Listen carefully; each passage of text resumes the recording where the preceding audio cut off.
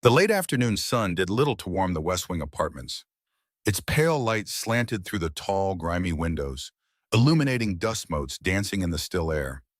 Here, in this forgotten corner of Blackwood Manor, the silence was a thick, heavy blanket. It was the silence of neglect, not of peace. Eleanor Vance sat by the window, a mending basket in her lap, her needle moving with a slow, hypnotic rhythm. The fabric of the dress she repaired was thin, the gray wool worn smooth from too many washings. It was her sister's second-best gown.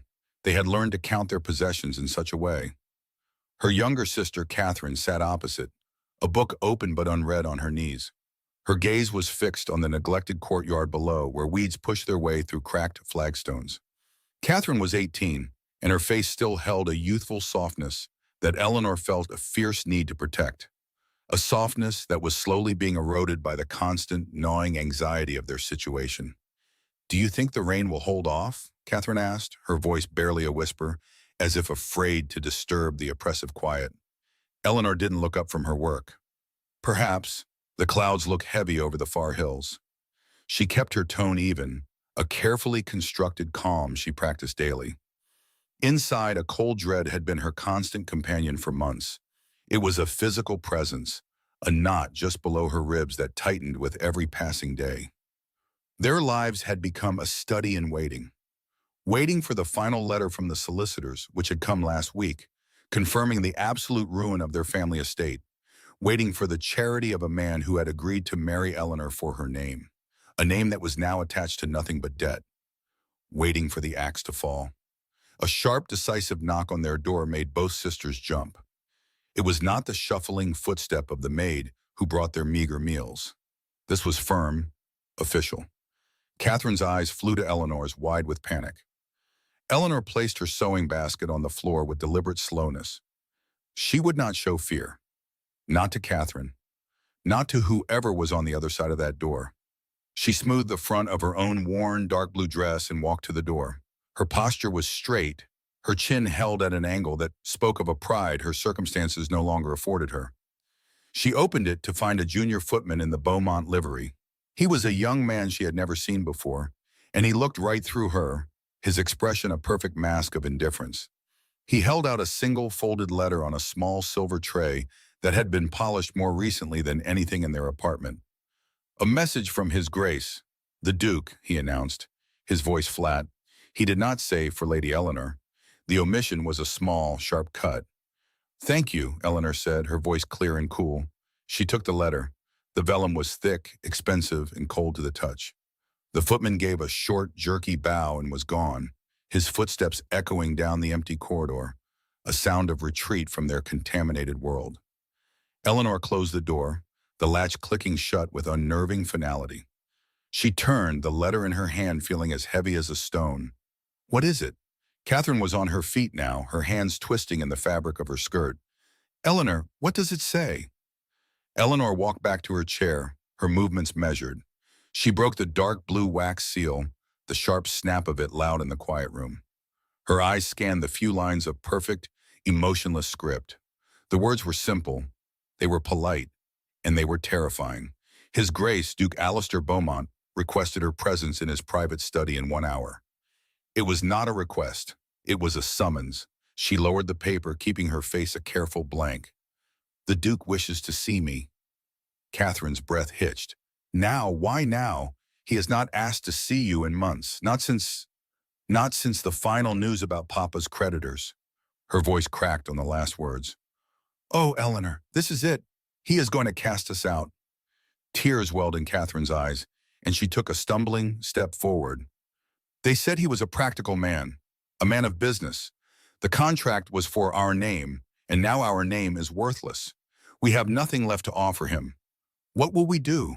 Where will we go?" Eleanor reached out and took her sister's trembling hands. They were ice cold. "Catherine, look at me." She waited until her sister's fearful gaze met her own. "We do not know that. You are jumping to conclusions." The lie felt like ash in her mouth. She knew it with a sickening certainty. This was the end of their fragile arrangement. The Duke was a man who cut his losses. They were a loss. "How can you be so calm?" Catherine whispered. her tears now spilling down her cheeks. "He is a ruthless man. Everyone says so. He will give us a few coins for a carriage and send us away. We have nowhere to go, Eleanor. No one." The image of them standing on a roadside, their few bags at their feet, flashed through Eleanor's mind. The terror was so potent it threatened to steal her breath. She felt it clawing at the edges of her composure. But then she thought of her father, his face etched with worry in his final years, and her mother who had faced illness with unbending grace. Their name was not worthless. It was the only thing she had left. She squeezed Catherine's hands gently. "Then we will face it, together. But we will not fall apart before the battle has even begun. I am a Vance. You are a Vance. We do not crumble. Do you understand?" Catherine gave a shaky nod, scrubbing at her tears with the back of her hand. "But you are afraid too. I can see it in your eyes." Eleanor let go of her sister's hands and stood up. "Being afraid and showing fear are two different things. Now I must prepare." She walked into her small adjoining bedchamber. The room was sparse, containing only a narrow bed, a simple wardrobe, and a washstand with a chipped porcelain basin. It was the chamber of a servant, not a duke's betrothed. She looked at her reflection in the small, tarnished mirror. Catherine was right. The fear was there, a shadow in her gray eyes. Her face was pale, her features drawn tight with a tension she could not entirely hide. For a moment, she allowed herself to feel the full, crushing weight of it all. The humiliation of their poverty, the shame of being a burden, the raw grief for her parents who had fought so hard to protect them from this very fate. The betrothal had been her father's last, desperate act, an exchange of her noble lineage for the Duke's funds, a lifeline to save their ancestral home, a lifeline that had snapped. The money had come too late, the debts were too vast. Her family was bankrupt anyway, and she was left, a relic of a failed transaction. Her hand went to her throat, her fingers finding the familiar shape of the simple silver locket she always wore beneath her dress. She pulled it out. It was tarnished and plain, but inside were the miniature hand-painted portraits of her parents. She clicked it open, looking at their kind, loving faces, her father's steady gaze, her mother's gentle smile. They had given her a name, a legacy of integrity. It was not something that could be bought or sold. It was not something Duke Alistair Beaumont, with all his land and all his gold, could ever truly possess or dismiss. That thought was a shard of steel in her soul. He could take away this roof over their heads. He could sever the contract that had bound them. He could dismiss her from his life with the flick of a pen. But he could not take her honor. She would not allow it. She closed the locket, the faint click echoing the sound of the wax seal breaking. A decision settled within her. She would not go to him as a supplicant. She would not plead or beg. She would go to him as Lady Eleanor Vance, daughter of the Earl of Winton. She would meet his power with the only power she had left, the quiet, unshakable strength of her own self-worth. With renewed purpose, she turned to the wardrobe. Her choices were limited. Most of her gowns were faded, some skillfully patched by her own hand. She bypassed the drab grays and browns. At the very back was a dress of deep forest green. It was her oldest, a gown from a time before the shadows fell. But the velvet was of good quality and it still held its color. It was simple, unadorned with the lace and pearls favored at court, but it had an understated elegance. It was the color of resilience, of life that persists through the harshest winter. It was armor. She changed quickly, her movements efficient. She brushed her long chestnut brown hair until it shone, coiling it into a simple but elegant knot at the nape of her neck. She did not pinch her cheeks for color or bite her lips to make them red. She would present him with the truth. A woman worn by grief and worry, but not broken by it. When she was done, she looked in the mirror again. The woman who stared back was no longer just a frightened girl. Her spine was straight. Her eyes, though still holding a quiet sorrow, were clear and direct. She was ready. She returned to the main room. Catherine was sitting quietly, her hands folded in her lap. She looked up as Eleanor entered, and her eyes widened slightly. "You look," she started, then stopped, unsure of the right word. "I look like myself," Eleanor finished for her, her voice soft but firm. She went to her sister and gently tilted her chin up. Listen to me, Catherine. No matter what happens in that study, no matter what he says or does, you will hold your head high. We will leave this place with the same dignity we had when we arrived. Promise me. I promise, Catherine whispered, her loyalty to her sister overriding her fear. Eleanor gave her a small, brief smile. It was the most she could manage. Good, I will not be long. She walked out of the apartment, closing the door softly behind her. The corridor of the West Wing was dim and smelled of dust and damp stone. But as she moved toward the central part of the manor, the world began to change. The worn runner under her feet gave way to thick plush carpets that swallowed the sound of her footsteps. The air grew warmer, scented with beeswax and the faint, crisp smell of old paper and money. Polished mahogany tables gleamed in the light from crystal sconces. Stern-faced Beaumont ancestors stared down from enormous, gilded frames, their eyes seeming to follow her, judging her. Each step was a journey across a vast social chasm. She was a ghost here, a temporary resident in a world of unimaginable wealth and power. Servants passed her in the halls, their eyes sliding away, their bows shallow and perfunctory. They knew her status, or lack thereof. She was the poor relation, the inconvenient fiancé, the problem about to be solved. She felt their silent dismissal, but she did not let it touch her. She kept her gaze fixed forward, her mind a fortress. Her heart hammered against her ribs, a frantic, trapped bird. She focused on the rhythm of her own breathing. Inhale, exhale. She thought of the cold, dismissive tone of his letters. The few times they had met, he had looked at her as if she were a column of figures on a ledger, an asset whose value was rapidly depreciating. He had never once asked about her family, her grief, her life. He had spoken only of the contract, the timelines, the legalities. She knew he saw her as nothing more than a loose end, a piece of unfortunate business to be concluded as cleanly as possible. Finally, she reached the end of the grand hall. Before her stood two massive doors of dark, carved oak. This was the Duke's private study, the heart of his power, a place few were ever invited. It looked less like a door and more like the gate to a fortress. For a long moment, she just stood there, staring at the polished wood, the intricate carvings of lions and griffins that seemed to mock her with their permanence and strength. This was it. Behind that door, her future would be decided. A wave of dizziness washed over her, and she instinctively pressed her hand against the cool wall to steady herself. The fear was a living thing coiling in her stomach. What if she failed? What if her pride was just foolishness, and she was condemning her sister and herself to utter destitution? The impulse to turn, to run back to the shabby safety of their rooms, was immense. But then she felt the cool, hard outline of the locket against her chest. She straightened up, pulling her hand away from the wall. She had made a promise to Catherine. She had made a promise to herself she would not crumble. She took one slow, deep breath, filling her lungs, holding it for a beat, and letting it out. The frantic bird in her chest grew still. She raised her hand, her knuckles pale against the dark wood. The sound of her knock was sharp and clear, echoing in the profound silence of the hall. The sound of her knock was swallowed by the immense oak door, leaving only silence in its wake. For a heart-stopping moment, Eleanor thought no one had heard. She imagined herself standing in the cold stone corridor for an eternity. Then a voice, clipped and devoid of warmth, cut through the wood. Enter. It was not an invitation. It was a command. She pushed the heavy door open and stepped inside. The room was just as she remembered from the one other time she had been summoned to here months ago, when the betrothal contract was signed. It was less a study and more a shrine to power. Dark mahogany bookshelves soared to the ceiling, their leather-bound spines untouched and orderly.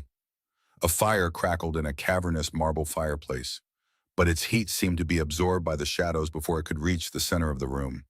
The air was thick with the scent of old paper, beeswax, and the cold, metallic smell of coins. Duke Alistair Beaumont did not look up. He sat behind a desk so large it looked more like a fortress wall, a vast expanse of polished wood separating him from the world. He was writing, the scratch of his pen the only sound besides the fire and the distant, maddening tick of a grandfather clock in the corner. He was a man of 30, with dark hair and a profile so sharp it seemed carved from ice. He wore his power not like a crown, but like a perfectly tailored coat, one he never took off. Eleanor walked forward, her worn slippers making no sound on the thick Persian rug. She stopped a respectable distance from the desk and waited. The silence stretched, thin and taut. Each tick of the clock felt like a drop of water on her forehead. She forced her shoulders back, her chin high. She was Lady Eleanor Vance. She would not fidget. She would not show the terror that was clawing at her throat. Inside her chest, her heart was a frantic bird trapped in a cage of ribs. She focused on the single perfect rose in a crystal vase on the corner of his desk. Its deep red petals were flawless, a spot of living color in a dead room. Finally, he set down his pen. The small sound was as jarring as a shout. He still did not look at her. Instead, he carefully blotted the ink and arranged the papers into a neat stack, his movements precise and economical. Only when his desk was in perfect order did he lift his piercing blue eyes to hers. There was no recognition in them, no memory of the woman he was promised to. He looked at her as if she were a line item in a ledger he was about to close. "Lady Eleanor, Mom," he said. His voice was flat, the formal address a courtesy so hollow it was an insult. "Thank you for coming." She inclined her head, a gesture so slight it was barely a movement. "Your Grace," she murmured, her own voice sounding fragile in the oppressive quiet. He gestured to the hard-backed chair opposite in his desk. "Please." He did not say sit. He did not invite comfort. He merely indicated the place she was to occupy. She moved to the chair and sat on its edge, her back perfectly straight. The polished wood was cold against her spine. She felt like a petitioner, a defendant before a judge. Alistair leaned back in his leather chair, the material groaning softly under his weight. He steepled his fingers, his gaze analytical and completely impersonal. "I will not waste your time with pleasantries," he began, his tone suggesting that time was his, and she was merely a brief expenditure. "The circumstances have changed since our families first came to an agreement." Eleanor felt the blood drain from her face. Here it was, the axe she had been waiting for. She clasped her hands tightly in her lap, her knuckles turning white. She had to grip them together to stop them from trembling. "Your family's unfortunate financial collapse," he continued, the word unfortunate delivered with the same emotional weight as if he were discussing a shift in the weather, "has rendered the primary basis for our betrothal untenable." He spoke of her family's ruin, of her father's desperate last months, and her mother's subsequent decline, as if it were a failed business merger. A simple, regrettable loss on a balance sheet. The humiliation was a physical thing. It burned in her stomach and rose up her throat like bile. She had known this was coming, had rehearsed this moment in her mind 1,000 times, but the cold reality of it was staggering. He was not just ending their engagement. He was erasing her family's last stand, dismissing their tragedy as an inconvenience to his grander plans. Her mind flashed to her sister, Catherine, waiting in their small, damp rooms in the West Wing. Catherine, whose gentle hope had been the only light in their shared darkness. Eleanor had promised her everything would be all right, a bitter, foolish lie. The political and financial advantages that the alliance was meant to secure are no longer present, the Duke stated, as if explaining a simple truth to a child. Therefore, the continuation of our engagement serves no logical purpose. He paused, his eyes narrowing slightly, as if gauging her reaction. He seemed to be searching for the expected tears, for a plea, for some hysterical outburst. Eleanor gave him nothing. She held his gaze, her own gray eyes a mask of calm she did not feel. Inside, a storm of grief and fury was raging. She was drowning, and the man watching her held the only life raft, yet he was simply observing her with detached curiosity. She said nothing. Her silence seemed to unnerve him more than any protest would have. A flicker of irritation crossed his features. He was a man accustomed to controlling every conversation, every outcome. Her quiet dignity was a variable he had not anticipated. He reached into a drawer and pulled out 2 documents. One was a sheaf of papers bound with a ribbon, a formal contract of dissolution. The other was a single sheet, a bank draft. He placed them on the desk, side by side, and with the tip of one finger, he slid the bank draft across the polished wood toward her. It stopped just short of the desk's edge, an offering laid at an altar of shame. However, he said, his voice taking on a magnanimous tone that was even more insulting than his previous coldness, the House of Beaumont is not without a sense of duty. I am prepared to offer you a settlement, a generous one. Eleanor's gaze dropped to the paper. Even from this distance, she could see the numbers. The sum was astronomical. It was more money than her father had lost. It was enough to buy a dozen country estates, to dress herself and Catherine in silks for the rest of their lives, to never again worry about a leaking roof or a dwindling pantry. It was a king's ransom, offered to her as a dismissal fee, the price of her silence, the cost of her pride. The number swam before her eyes. For one wild, desperate moment, she saw a future free from fear. She saw Catherine's face, lit with relief. She saw warmth and food and security. The temptation was a physical ache, a sudden dizzying pull toward the paper that represented an end to all their suffering. Then she looked at the Duke. His expression was one of supreme confidence. He believed he had found her price. He believed this transaction was complete. In his world, every problem had a solution that could be written on a bank draft. He was not offering her a lifeline. He was buying her off, sweeping her and her inconvenient poverty under the rug so he could proceed with his life unburdened. He was paying her to vanish. The warmth of temptation turned to ice in her veins. He saw her as nothing more than an object to be purchased and discarded. Her title, her name, her family's memory, her own personhood, all of it had been weighed, measured, and assigned a monetary value, and he found it generous. This sum will ensure that you and your sister can live in comfort, he explained, as if she were incapable of understanding the paper's meaning. It absolves me of any further responsibility and allows you to establish yourselves elsewhere, discreetly. It is the best possible outcome for you under the circumstances. The best possible outcome, to take his money and disappear, validating his belief that her honor was a commodity, to live the rest of her life as the woman who was paid to go away. The memory of her father's face, etched with worry but always filled with love, flashed in her mind. He had lost everything, but he had never lost his name.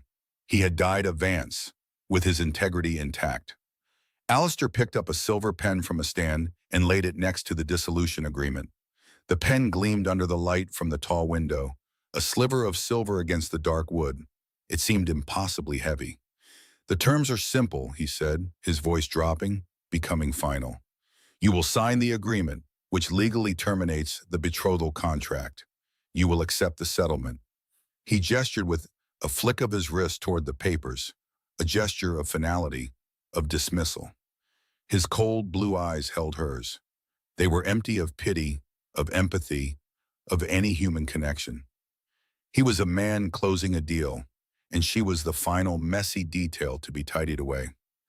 You and your sister will vacate Blackwood Manor by the end of the week, he concluded. His expression was a blank slate, a mask of aristocratic indifference. Sign the paper, Lady Eleanor. Take the money and be gone. The Duke's words hung in the air, cold and sharp as winter frost. He had gestured to the papers on his desk, a dismissal as casual as if he were shooing away a fly. Sign here. Take this. Be gone. The instructions were simple, the transaction clean. In his world, this was how problems were solved. A check was written, a page was turned, and an inconvenient chapter was closed forever. Eleanor stared at the bank draft lying on the polished mahogany. The ink was a severe, official black against the pale cream of the paper. The sum written there was obscene, a number with so many zeros it seemed to mock the very poverty it was meant to erase. For a dizzying moment, the room tilted. All the air seemed to have been sucked out of the grand study, leaving only the scent of old leather and beeswax. She could feel a tremor starting in her hands, a cold wave washing up from the worn soles of her shoes. This was it. This was the moment she and Catherine had dreaded for months, the final humiliating severance. He was buying her silence. He was purchasing her departure. He was placing a monetary value on the wreckage of her family's name and the empty promise of their betrothal. The sum was indeed generous. It was enough to secure a small cottage for her and Catherine, far from the city and its judging eyes. It was enough for food, for new dresses, for a life free from the constant, gnawing fear of destitution. Everything her practical mind screamed for was right there, captured in a few strokes of a pen. She felt the ghost of Catherine's worried grip on her arm, heard her sister's whispered fears from the night before. What if he just sends us away, Eleanor? With nothing. This was not nothing. This was a fortune. It was a lifeline. And all she had to do was surrender the last shred of her dignity, sign the paper, accept that her honor, her name, the very essence of who she was, could be bought and sold like a piece of furniture. A bitter taste rose in her throat. She thought of her father, a man whose title had been ancient but whose lands had been failing. He had taught her that a name was the only true inheritance, the only possession that could never be seized by creditors or lost to a bad harvest. Your character is your fortune, Eleanor, he used to say, his hand resting on her head. Never let anyone put a price on it. And here was a man trying to do just that. A fire began to smolder in the pit of her stomach, a slow, clean heat that burned away the cold shock. It rose through her chest, steadying the tremble in her hands, clearing the fog from her mind.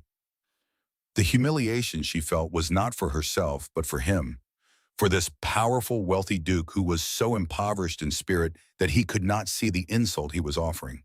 He genuinely believed this was generosity.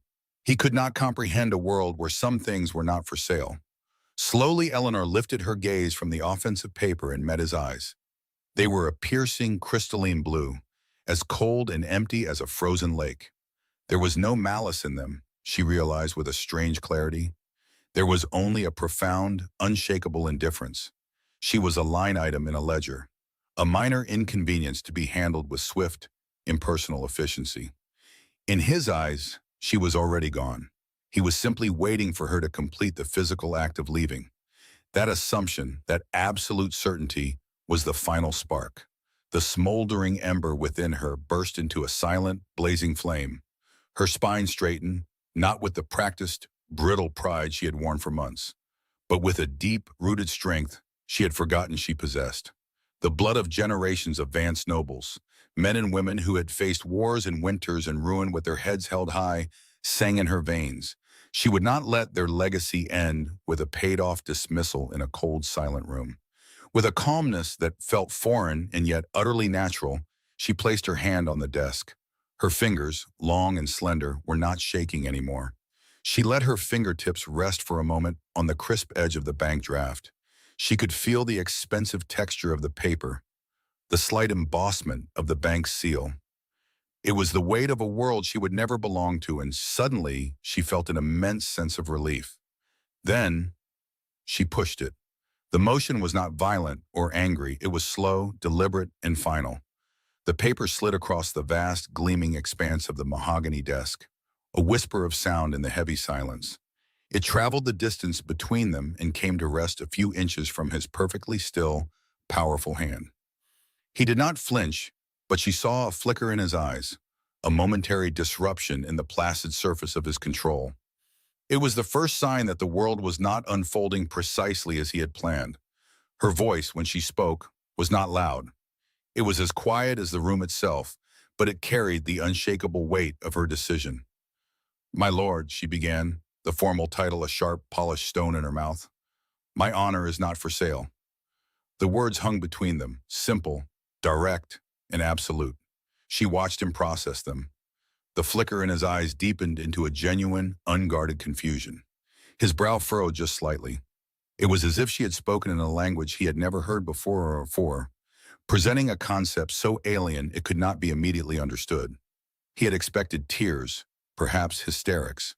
He might have even been prepared for a desperate plea or an attempt to bargain for more. This quiet, complete rejection was not on his list of possibilities. Eleanor did not wait for a response. There was nothing more to say. She looked down at her left hand, at the modest ring he had sent to her upon the finalization of their betrothal contract. It was not a grand jewel. It was a single, deep blue sapphire, flanked by two tiny diamonds, set in a simple gold band. It had been his mother's, the messenger had said, a detail meant to imply some sentiment that she now knew was a lie. The ring had never felt like it belonged to her. It was a cold weight on her finger, a constant reminder of the bargain she had made to save her family, a bargain that had failed anyway. With her other hand, she took hold of the ring. It was tight on her finger, as if resisting its own removal. She had worn it for over a year, a symbol of a future that had dissolved into dust. With a firm, steady twist, she worked it over her knuckle. The metal was cool against her skin. When it came free, it left a pale, indented band on her finger, the ghost of a promise. She held it in her palm for a single heartbeat, the physical evidence of this entire disastrous affair. Then, leaning forward slightly, she placed the ring directly on top of the unsigned dissolution agreement that lay beside the rejected bank draft. The small golden circle made a soft, distinct click as it met the heavy vellum paper. The sound was impossibly loud in the stillness of the room. It was the sound of a lock turning, the sound of a cage door swinging open, the sound of finality. She had given him back his money. Now she was giving him back his ring. She was leaving this room with nothing but the worn dress on her back and the name her father had given her. And in that moment, she had never felt richer. Without another glance at his face, Eleanor turned. She straightened her shoulders and walked toward the massive oak door. Her steps did not hurry, nor did they falter. Each footfall on the plush, dark red carpet was silent. But for her, each one was a declaration. She was not being dismissed. She was leaving. The distinction was everything. Her hand closed around the heavy, cold brass of the doorknob. She did not look back. She did not want to see his expression, did not want to allow his reaction to taint the purity of this single, clean act of defiance. She had taken back the one thing he could not buy. She had taken back herself. She pulled the door open, stepped into the long, empty hallway, and drew it shut behind her. The latch clicked into place, the sound echoing back into the study she had just left. The sound of an ending, and perhaps a beginning. Duke Alistair Beaumont did not move. He sat frozen behind his fortress of a desk, his entire body locked in a state of profound stillness. His mind, usually a seamless engine of logic and calculation, had sputtered to a complete halt. He stared at the empty space where she had stood moments before, a faint, almost imperceptible scent of lavender and defiance lingering in the air. The silence she left behind was different from the silence that had been there before. It was heavier, charged with questions he did not know how to ask. His gaze slowly lowered, drawn back to the desk, to the evidence of his utter failure. There it was, the bank draft, a piece of paper representing a sum that could buy a fleet of ships or a small army, pushed back at him as if it were garbage. Beside it lay the contract, its neat legal clauses and wax seals rendered meaningless by the empty space where her signature should have been. And on top of it all, glinting under the pale afternoon light filtering through the tall windows, was the small sapphire ring. It seemed impossibly small, yet it dominated the landscape of his desk. It was a tiny, silent rebellion, an indictment of his entire philosophy. He had built his world on the unshakable principle that every person, every object, every loyalty had a price. It was the foundation of his power, the tool with which he shaped his reality. He paid for what he wanted, and he always got it. Always. Until now. My honor is not for sale. The words replayed in his head, not as a defiant shout, but as a simple statement of fact, a fact that his mind could not compute. It was illogical. It was impractical. It was foolish. She was walking away with absolutely nothing, back to a life of certain poverty and despair, all for a vague, sentimental notion. For honor. He stared at the ring, at the rejected fortune, at the unsigned paper. The well-ordered, predictable world of Duke Alistair Beaumont had just been fractured by a quiet, penniless girl in a faded gown. And for the first time in his life, he had absolutely no idea what to do next.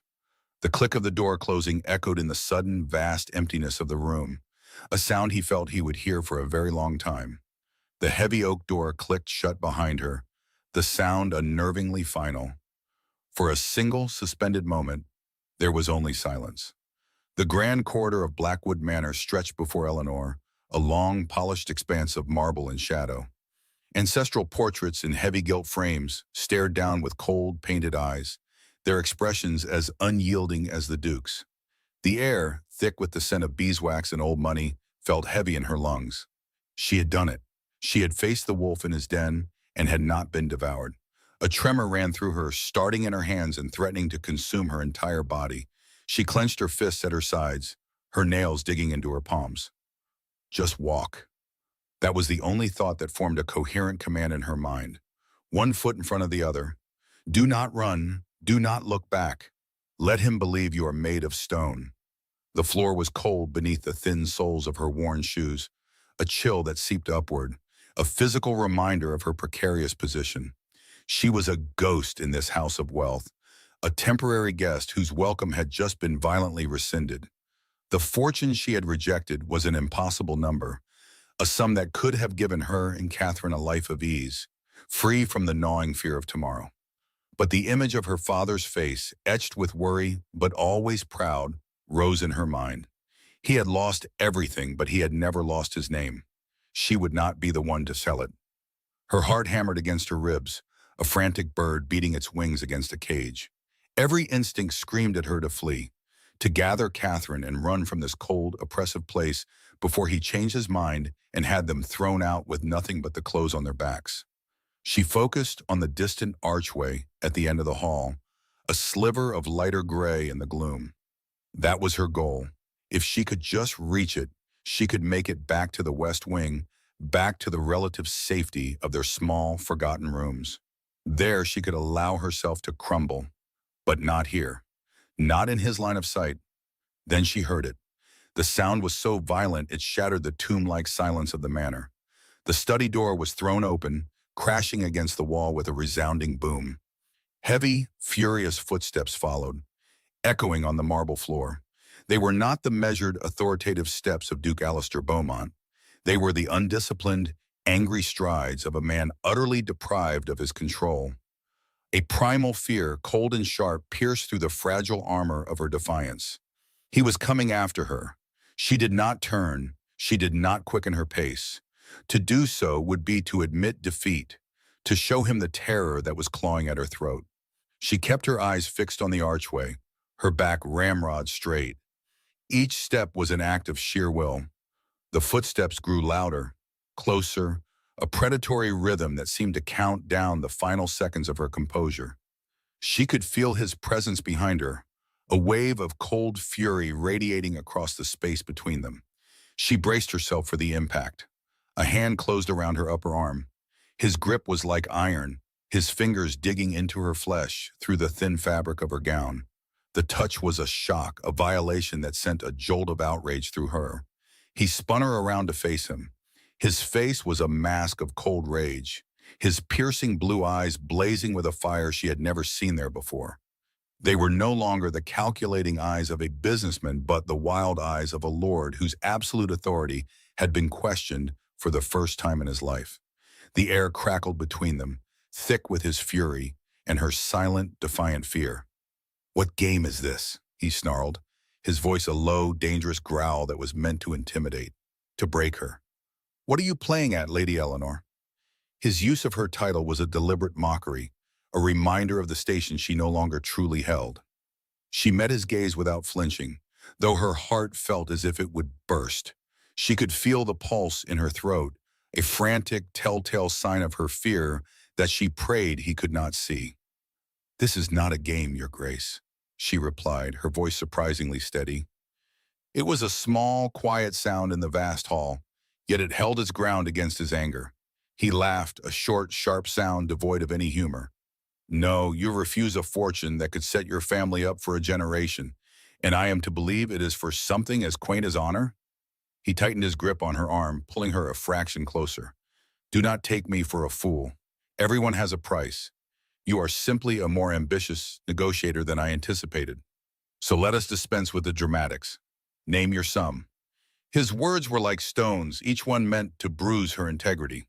He saw her act of defiance as nothing more than a crass bargaining tactic. He truly believed she was holding out for more money. The sheer, unbreachable wall of his cynicism was staggering.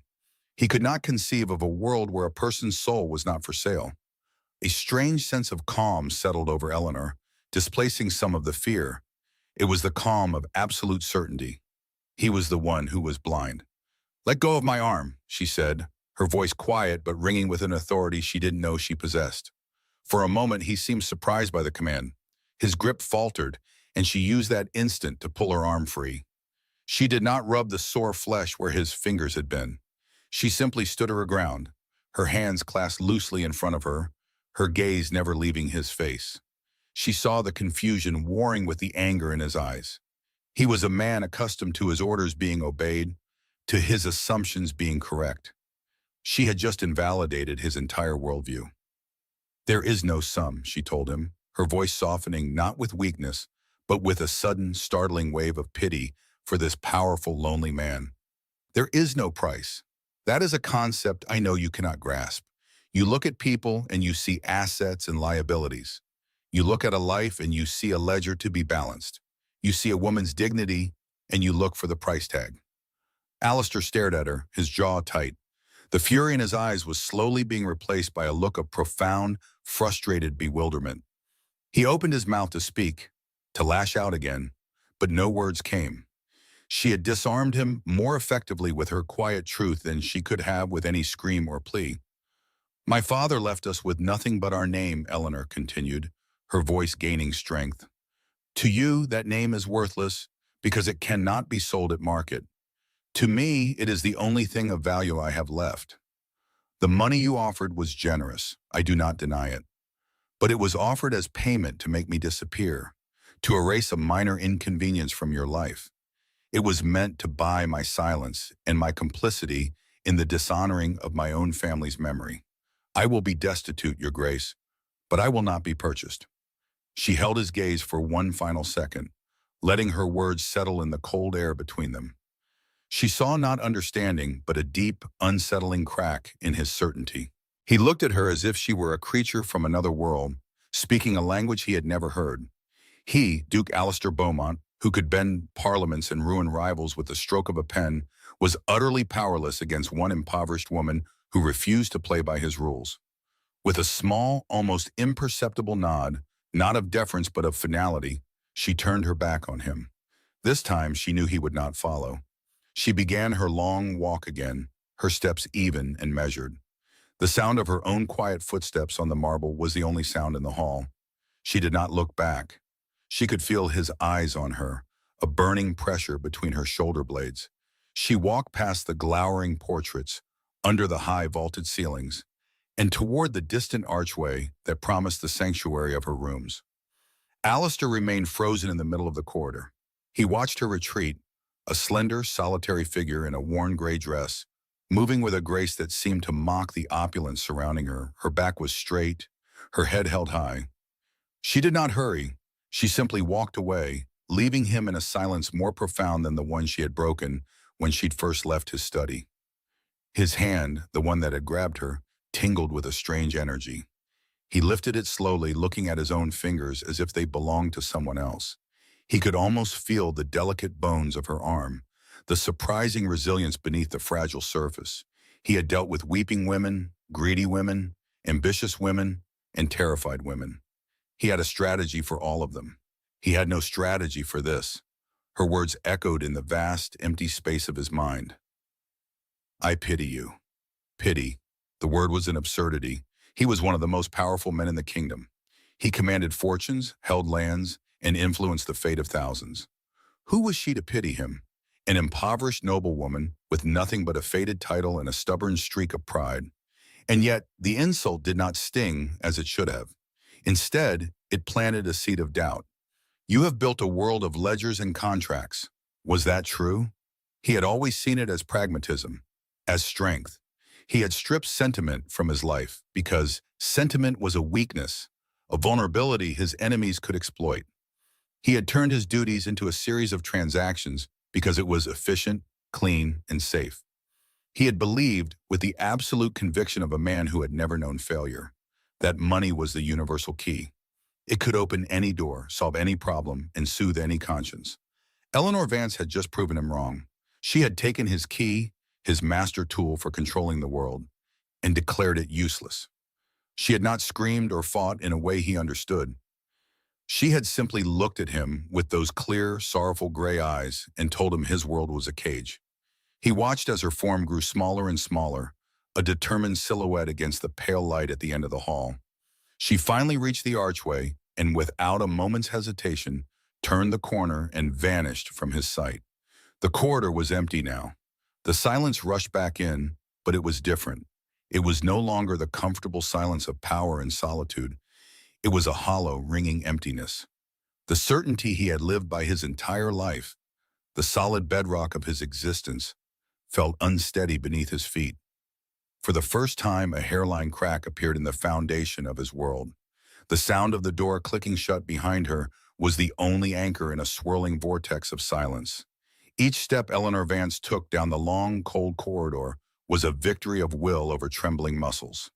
She kept her back straight, a rigid line of defiance against the crushing weight of the Duke's dismissal. The portraits of his ancestors, encased in heavy gilt frames, seemed to watch her retreat with cold, indifferent eyes. They were silent witnesses to the moment a penniless girl had thrown a fortune back in the face of their powerful heir. Her mind was a fortress, walled off against the flood of terror that threatened to break through. Just a little further, just to the west wing, just to the door of their small apartment. The air grew cooler as she left the opulent main hall, the scent of beeswax and lemon oil giving way to the faint, familiar smell of dust and old books. It was the smell of home, such as it was. Her feet, clad in worn leather slippers, made almost no sound on the stone flags. But in her ears, her own heartbeat was a frantic drum, a wild, panicked rhythm against the practiced calm of her posture. She felt the Duke's gaze on her back long after she had turned the corner, a burning, incredulous heat. She had walked away from him, from his money, from the life he had dictated. Now she was walking toward an abyss. Her hand reached for the simple iron latch of their door, her fingers fumbling, suddenly clumsy. The strength that had carried her through the confrontation was evaporating with every passing second. She pushed the door open. Catherine was standing in the middle of the room, her hands clasped tightly together, her young face a pale mask of anxiety. She had clearly been pacing, waiting. The moment their eyes met, the carefully constructed walls inside Eleanor crumbled into dust. No words were needed. Catherine saw the devastation in her sister's eyes. The end of all hope. A sound escaped Eleanor's throat, a strangled gasp that was half sob, half breath. The pride that had held her upright moments before abandoned her completely. Her knees gave way. She did not fall to the floor because Catherine lunged forward, catching her. Eleanor collapsed into her sister's arms, her body racked with tremors she could no longer control. The first sob was torn from her chest, a raw, ragged sound of pure anguish. She buried her face in Catherine's shoulder, and the tears she had refused to shed in front of the Duke came in a scalding, unstoppable flood.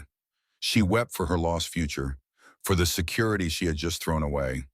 She wept for the humiliation of the past months, for the cold contract that had defined her worth. She wept for her parents, for the proud Vance name that she had tried so desperately to protect, only to bring it to this final, desperate moment. Catherine held her tightly, her own slight frame bracing against the force of Eleanor's grief. She said nothing, only stroking her sister's hair, her own silent tears dampening the simple fabric of Eleanor's gown. The sound of weeping filled the small, sparsely furnished room, a lament for everything they had lost and everything they were about to lose. After what felt like an eternity, the storm of sobs subsided into shuddering breaths. Catherine gently guided her sister to the room's only comfortable chair, a worn wingback with faded floral upholstery. She knelt on the floor beside her, taking Eleanor's cold hands in her own. The room was quiet now, save for Eleanor's ragged breathing. The late afternoon sun cast long shadows across the floor, making the small space feel even more isolated. "He is ending it," Catherine whispered, her voice barely audible. It was not a question. Eleanor could only nod, her throat too tight to form words. She swallowed, tasting the salt of her own tears. "Yes," she managed, her voice a raw, broken thing. "The betrothal is dissolved." She stared at the worn carpet, unable to meet her sister's frightened gaze. She felt a fresh wave of shame. She had failed. She had failed to secure their future. Did he offer a settlement?" Catherine asked, her practical nature rising through her fear. "To help us? To find a place to live?" Hope flickered in her voice, a fragile, desperate thing. Eleanor took a deep, shuddering breath. This was the hardest part. This was the confession that would seal their fate. He did, she whispered. She finally looked up, her gray eyes swimming with a mixture of pain and a strange, fierce light. He offered a fortune, Catherine. More money than we have ever seen. Enough to live comfortably for the rest of our lives. A gasp of relief escaped Catherine's lips. Her grip on Eleanor's hands tightened. Oh, Eleanor! Thank goodness! For a moment I thought... She trailed off, a small, watery smile touching her lips. The terror in her eyes began to recede, replaced by the dawning realization that they were saved. They would not be cast out into the streets. They would survive. But Eleanor's expression stopped her. There was no relief on her sister's face, only a profound, soul-deep sorrow. I refused it, Eleanor said, her voice flat, devoid of all emotion. The smile vanished from Catherine's face. She stared at her sister as if she had not heard correctly. You... what? She stammered, her hands falling away from Eleanor's. You refused it? All of it? I pushed the bank draft back across his desk, Eleanor continued, her voice gaining a sliver of its former strength. I told him my honor was not for sale. I placed the ring on top of his contract, and I walked away. Catherine scrambled to her feet, her face a canvas of disbelief and rising panic. Eleanor, what have you done? She cried, her voice rising. A fortune! You threw away a fortune! How could you? Do you have any idea what this means? We have nothing, less than nothing. We will be on the streets by the end of the week. She began to pace the small room, her arms wrapped around herself as if to ward off a sudden chill. To throw it all away for what? Pride? The accusation hung in the air, sharp and painful. Eleanor flinched as if struck. She looked at her frantic, terrified sister, and her heart broke all over again. It was not just pride, Catherine, she said, her voice pleading for understanding. Don't you see? It wasn't a kindness. It was a payment. It was the price for our silence, the cost of our name. He wanted to purchase our dignity, to file it away with his business ledgers. She rose from the chair, her own strength returning as she fought to make her sister see. He looked at me as if I were a line item in an account book, an asset to be liquidated. That money was us. It was meant to erase us, to ensure that the failed Vance family would never be an embarrassment to the great Duke Alistair Beaumont. He thought he could buy our history, our memory. He thought he could buy the name our father and mother gave us. As she spoke, her hand instinctively went to her throat, her fingers closing around the simple silver locket she always wore. It was cool against her skin, a familiar comfort. Inside were the tiny painted faces of their parents. Their legacy was not in lands or titles, not anymore. It was in this small, tarnished piece of silver. It was in their character. He believes everything and everyone has a price, Eleanor said, her voice dropping to a low, intense whisper. I could not let him be right. Not about us, not about our family. To take his money would be to agree that he was right. It would be an admission that our honor could be bought and sold. It would have been the final ruin, a spiritual one, far worse than any financial debt. Catherine had stopped pacing. She stood by the window, her back to Eleanor, her shoulders shaking.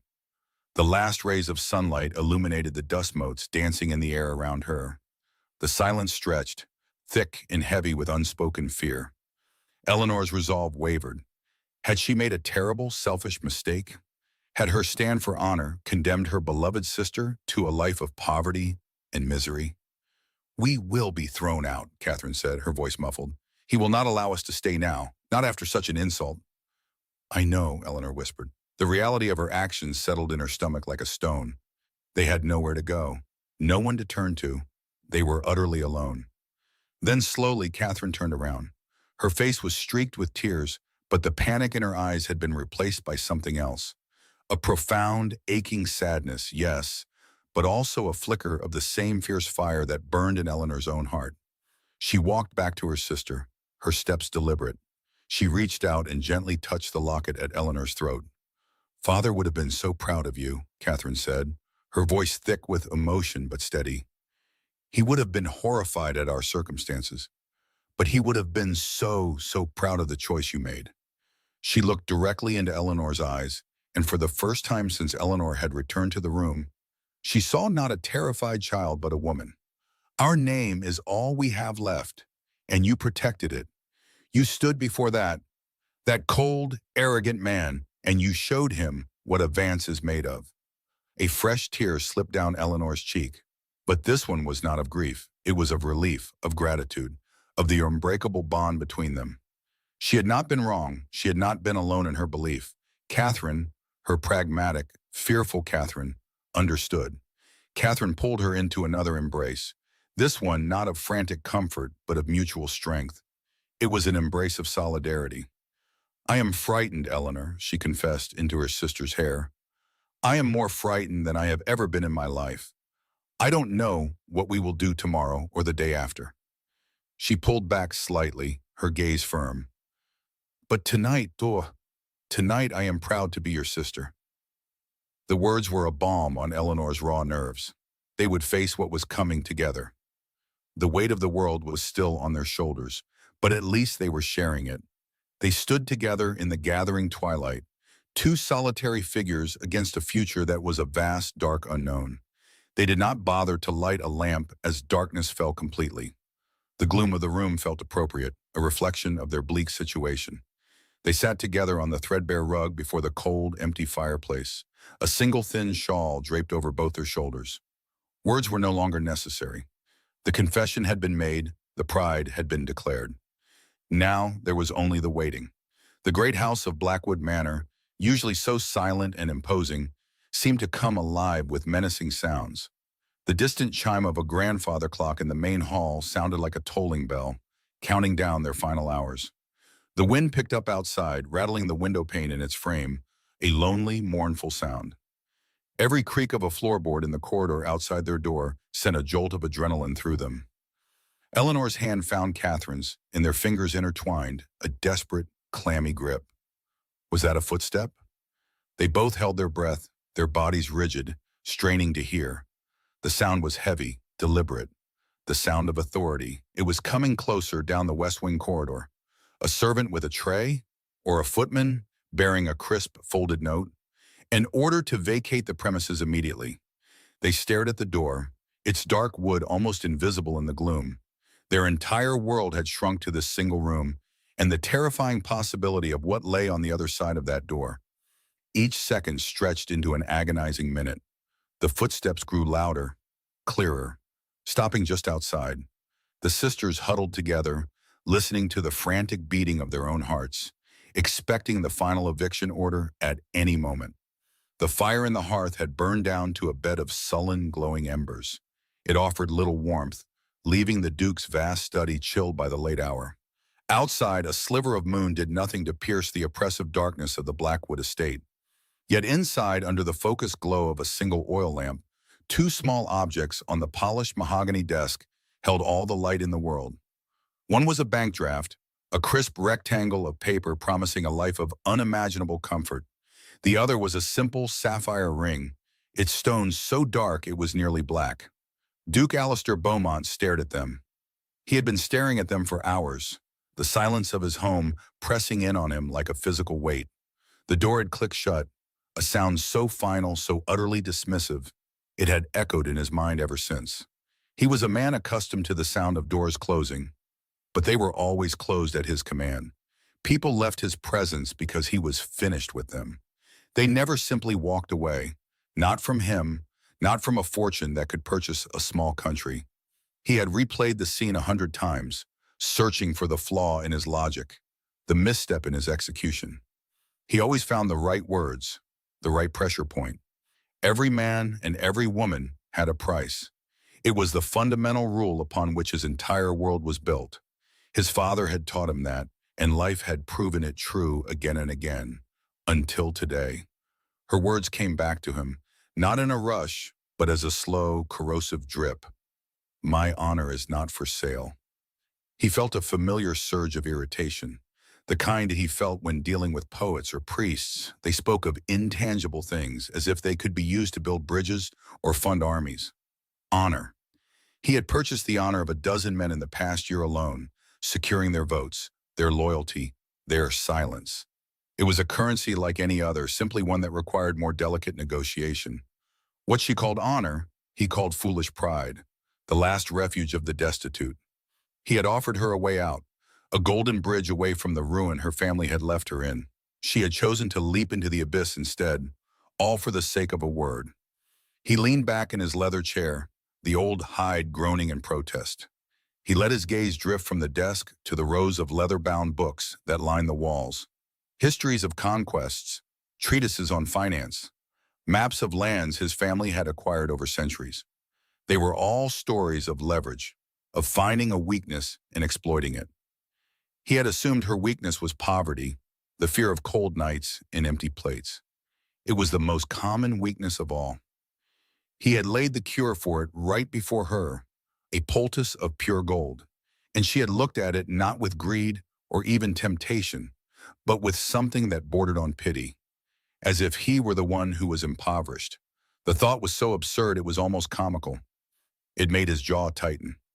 Alistair reached out, his long fingers bypassing the bank draft and closing around the small sapphire ring. It felt insignificant in his palm, a trinket. He had given it to her on the day the betrothal contract was signed. He remembered the day vaguely, a formal affair in her family's now confiscated city house. She had been quiet, pale, and dressed in a gown that was already a season out of style. She had accepted the ring with a slight bow of her head, her eyes never quite meeting his. He had interpreted her silence as acquiescence, the quiet compliance of a woman who understood her role in a transaction. He saw now that he had been mistaken. It was not the silence of submission. It was the silence of appraisal. She had been measuring him even then. He brought the ring closer to the lamplight. The sapphire was modest, flanked by two tiny diamond chips that seemed apologetic for their size. It was nothing compared to the Beaumont jewels locked away in the vault below. It was a bauble, a placeholder. Yet as he held it, he felt a surprising weight, not a physical weight, but something else, the weight of her conviction. This small object was the last link in a chain he had intended to break cleanly. By placing it on the unsigned contract, she had not just returned a gift. She had thrown his entire system back in his face. She had declared that his world of contracts and settlements had no jurisdiction over hers. The sheer audacity of it was infuriating. And yet, beneath the anger, a different feeling stirred. It was a cold, sharp flicker of something he rarely felt. Curiosity. He had dealt with weeping women and shrewd matriarchs. He had faced ambitious fathers who tried to barter their daughters for a higher title. He understood their motivations.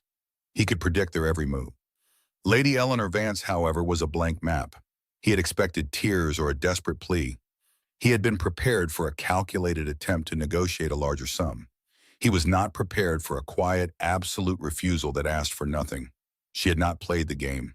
She had simply walked off the board. His gaze fell upon the bank draft. The numbers written there in his own precise hand seemed to mock him. He had signed it with such certainty, such finality. It was the period at the end of a sentence he had composed long ago. Now it just looked like a useless collection of ink. For the first time in his life, his wealth had failed him. His power had been met not with resistance, but with indifference. It was like trying to punch the air. The effort was wasted, and he was left feeling foolish and off balance. He thought of her clear gray eyes. They were not fiery or defiant. They were calm, like a winter sea, and they held a sorrow that he now realized was not just for her family's misfortune, but for his own lack of understanding.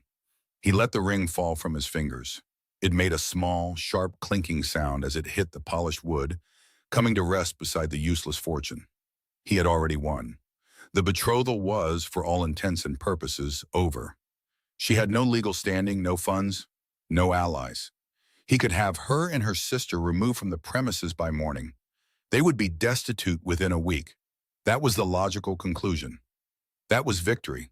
So why did it feel like a profound defeat? Because she would leave with her honor intact, and he would be left with a pile of money that had proven worthless. She would leave having proven him wrong. The thought was intolerable. Duke Alistair Beaumont was never wrong about people. He stood up, the movement abrupt, and began to pace the length of the study. The soft wool of the Persian rug muffled his footsteps. One hand was clenched into a fist at his side. The other stroked his chin. He needed to reassert control. This was his house, his world. Her sentimental delusions did not change the fundamental realities of power. He stopped at his desk and picked up a single sheet of paper that had been lying to one side. It was an order, already drafted by his secretary, addressed to his estate manager. It was a simple directive. The apartments in the West Wing were to be vacated by noon the following day. The occupants were to be escorted to the edge of the property and not permitted to return. All that was needed was his signature. He picked up his pen, dipped the nib in the inkwell, and held it poised above the paper. This was the answer. This would restore order. He would be rid of her confusing principles and her quiet judging eyes. His plans could proceed. A new betrothal, one that would bring with it strategic political alliances, awaited his attention. Lady Eleanor Vance was a loose thread, and this would snip it cleanly. He could almost feel the relief of it, the return to a world that made sense. His eyes, however, were fixed on the sapphire ring lying on the desk. He saw her slender fingers placing it there, a gesture so deliberate and final. He heard her voice again, calm and unwavering. He imagined her and her sister, Catherine, huddled in their dreary rooms in the West Wing, expecting this very order to arrive at any moment. They would be frightened, but he knew with a certainty that unnerved him that Eleanor would not be broken. She would walk out of Blackwood Manor with her head held high, leaving him behind in his cold, opulent fortress, a king who had failed to conquer a kingdom of one. Evicting her now felt like a petulant act. It was the move of a man who, having lost an argument, simply shouted louder. It was a confession of his own failure to comprehend her. The pen trembled slightly in his hand. He who had signed documents that decided the fates of hundreds without a second thought hesitated over this simple eviction notice. The logic of his world demanded he sign it, but some new rebellious instinct screamed at him not to. It was the instinct of a predator that has cornered its prey, only to realize the creature is something entirely unknown. Something that does not fear it, and the not knowing was more compelling than the kill. With a sudden sharp exhalation of breath, he set the pen down. He snatched up the eviction order. For a moment he looked as if he might tear it in two, but that was not enough. Tearing it would be an act of frustration. He needed something more definitive. He walked to the fireplace, the paper held tightly in his fist. The embers still pulsed with a dull orange light. He knelt on the hearthrug, the rough stone cool against his knees. He did not toss the paper in. He held it out, pushing it slowly into the heart of the glowing coals. The corner of the page blackened instantly. A thin wisp of smoke curled upwards. Then, a small, tentative flame licked at the edge, tasting the ink. The fire caught, and the paper began to burn in earnest. The neat, formal script of his secretary's hand bubbled and vanished. The words "vacate" and "escort" turned to black ash. He watched until the entire order was consumed, until the last flicker of flame died and there was nothing left but a fragile, gray ghost of the paper that had been. He had just burned his own command. He had just destroyed his own solution. Alistair remained kneeling for a long moment, staring into the embers. He felt no sense of triumph nor of defeat. He felt only a strange, unsettling void. The path forward, which had been so clear just hours ago, was now completely obscured. He had willingly stepped off the map. He rose to his feet, dusting the ash from his fingers. His study felt different, the air charged with possibility and chaos. He had no plan. For the first time since he was a boy, he had absolutely no idea what he was going to do next. He walked back to his desk and pulled a fresh sheet of stationery from a drawer. He picked up his pen again, his hand perfectly steady this time. He wrote only a single terse line. It was not an order, but a cancellation. He folded the note, sealed it with a drop of wax, and rang the small silver bell on his desk. A moment later, a footman appeared, his expression sleepy but impeccably neutral. Alistair handed him the note. "See that the stable-master receives this immediately," he said, his voice level. "My carriage will not be needed tomorrow." The footman bowed and retreated, closing the door softly behind him. Alistair was alone again in the silence, but it was a different kind of silence now. It was not the silence of control, but the silence of anticipation. His journey was canceled. His future alliances were on hold. Everything was in disarray, derailed by one woman and a single, impossible word. He looked at the simple ring still sitting on his desk. He did not understand her, and he realized with a jolt that ran deeper than anger that he would not rest until he did. The morning light did not bring relief. It crept into the small sitting room of their West Wing apartment, illuminating the dust that danced in its pale shafts, each particle a tiny mocking reminder of their suspended state. A full day had passed since Eleanor had walked out of the Duke's study, leaving behind a fortune and her betrothal ring. 24 hours of suffocating silence. Every tick of the mantel clock echoed like a judge's gavel, counting down the seconds to their eviction. Catherine had not stopped pacing since sunrise. Her youthful face was etched with a deep, consuming anxiety. She would move from the window to the door, listening, her hands twisting the fabric of her worn dress. She stared out at the sprawling, manicured grounds of Blackwood Manor, a world they could see but no longer belong to.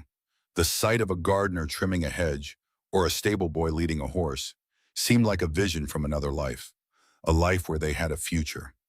Eleanor sat in a threadbare armchair, a book open on her lap. She had been staring at the same page for nearly an hour. The printed words were a meaningless jumble of black marks. Her own performance of calm was a fragile shield erected for her sister's sake. Inside, her heart was a frantic bird trapped in a cage of ribs. Every distant sound from the hallway, a servant's footstep, a closing door, sent a jolt of pure ice through her veins. This was it. This was the moment they would be told to gather their meager belongings, the final humiliation. "He must be making arrangements," Catherine whispered, her voice thin and strained. She had stopped her pacing to stand behind Eleanor's chair. "Finding the cruelest way to put us on the street. Perhaps he means to have us escorted out by guards for everyone to see." Eleanor reached up and placed her hand over her sister's. Catherine's fingers were cold as stone. "We do not know that," Eleanor said, her voice steadier than she felt. "Speculating will only torment us.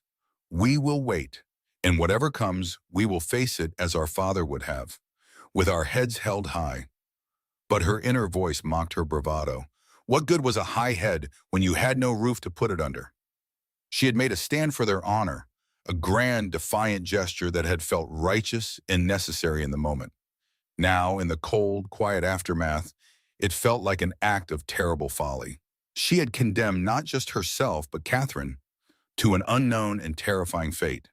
The image of Duke Alistair Beaumont's face, his shock and disbelief, was the only thing that gave her a sliver of warmth. She had broken through his armor of wealth and power. But at what cost? At midday, a young maid, her eyes cast downward, brought a tray with bread, cheese, and a small pot of broth. The simple act was profoundly confusing. They ate in silence, the food tasting like ash in their mouths. The delivery of a meal felt like a contradiction. It was not the action of a man about to cast them out. It suggested a continuation, a delay. This small, mundane courtesy was more unsettling than an outright order of eviction would have been. It plunged them deeper into a sea of uncertainty. The afternoon wore on, heavy and slow. The silence in the apartment became a physical presence, pressing in on them. Eleanor could feel the walls closing in, the air growing thick and stale with their unspoken fears. She could no longer bear to sit still, to simply wait for the axe to fall. She needed to move. She needed to breathe air that wasn't saturated with dread. "I am going for a walk," she announced, closing her book with a soft thud. Catherine's eyes widened in alarm. "You cannot. What if they come while you are gone? They will think you have fled." "Then let them think it," Eleanor replied, her patience fraying. "I will not be a prisoner in this room, Catherine. I need air." She saw the terror in her sister's expression and softened her tone. "I will not go far, just into the gardens. You can see me from the window." Reluctantly, Catherine nodded.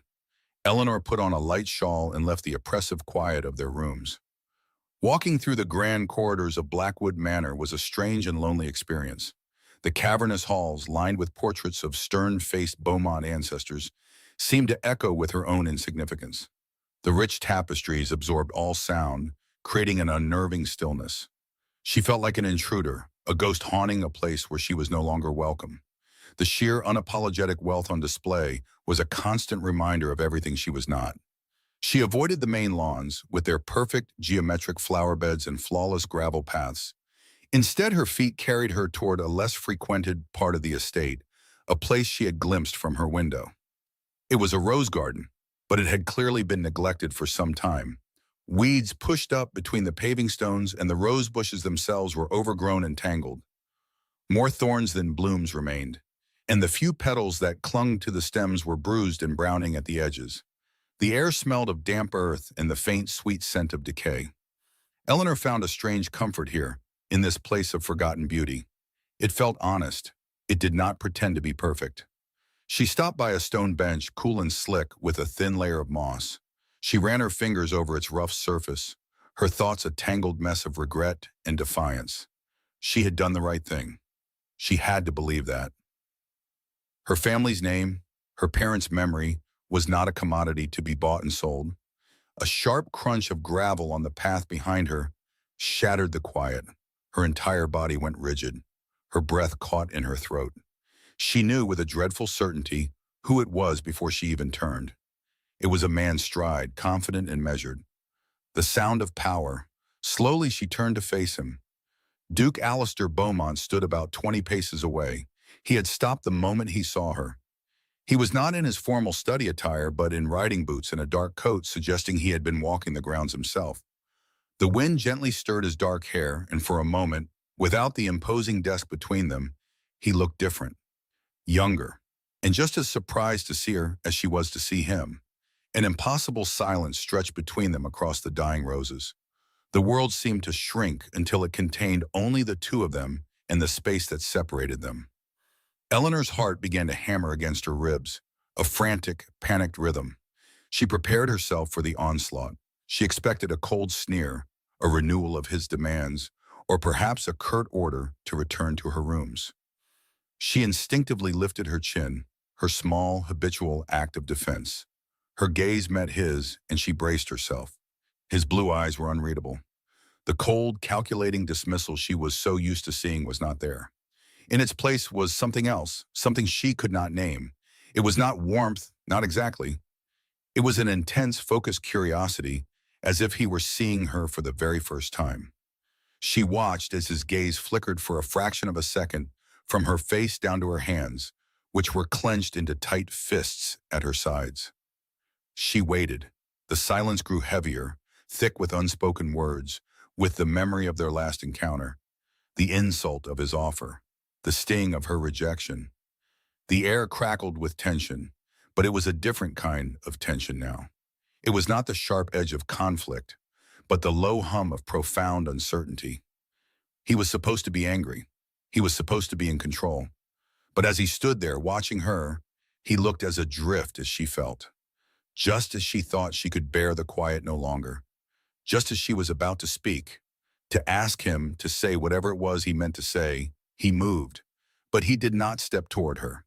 He did not speak. He simply and deliberately inclined his head. It was a small gesture, barely a movement at all. It was not a courtly bow, nor was it the perfunctory nod one gives a servant. It was a gesture of acknowledgement, a sign of respect. It was something one might give to an equal. The gesture was so completely at odds with every single interaction they had ever had, so utterly unexpected, that it struck her with more force than a shout. It disarmed her completely. Her carefully constructed defenses crumbled to dust. And then, as quickly as it had happened, it was over. He straightened his head, his expression still unreadable, and turned. He continued his walk down the gravel path, his footsteps steady and measured, not quickening his pace. He did not look back. Eleanor stood frozen, watching him until he rounded a bend and disappeared from sight. The only sound left was the rustle of the wind through the thorny, skeletal branches of the rose bushes. She remained there for a long time, rooted to the spot. Her mind was a whirlwind of confusion. She replayed the moment again and again. The silence, his intense gaze, the inexplicable nod. What did it mean? Was it a form of mockery she was too simple to understand?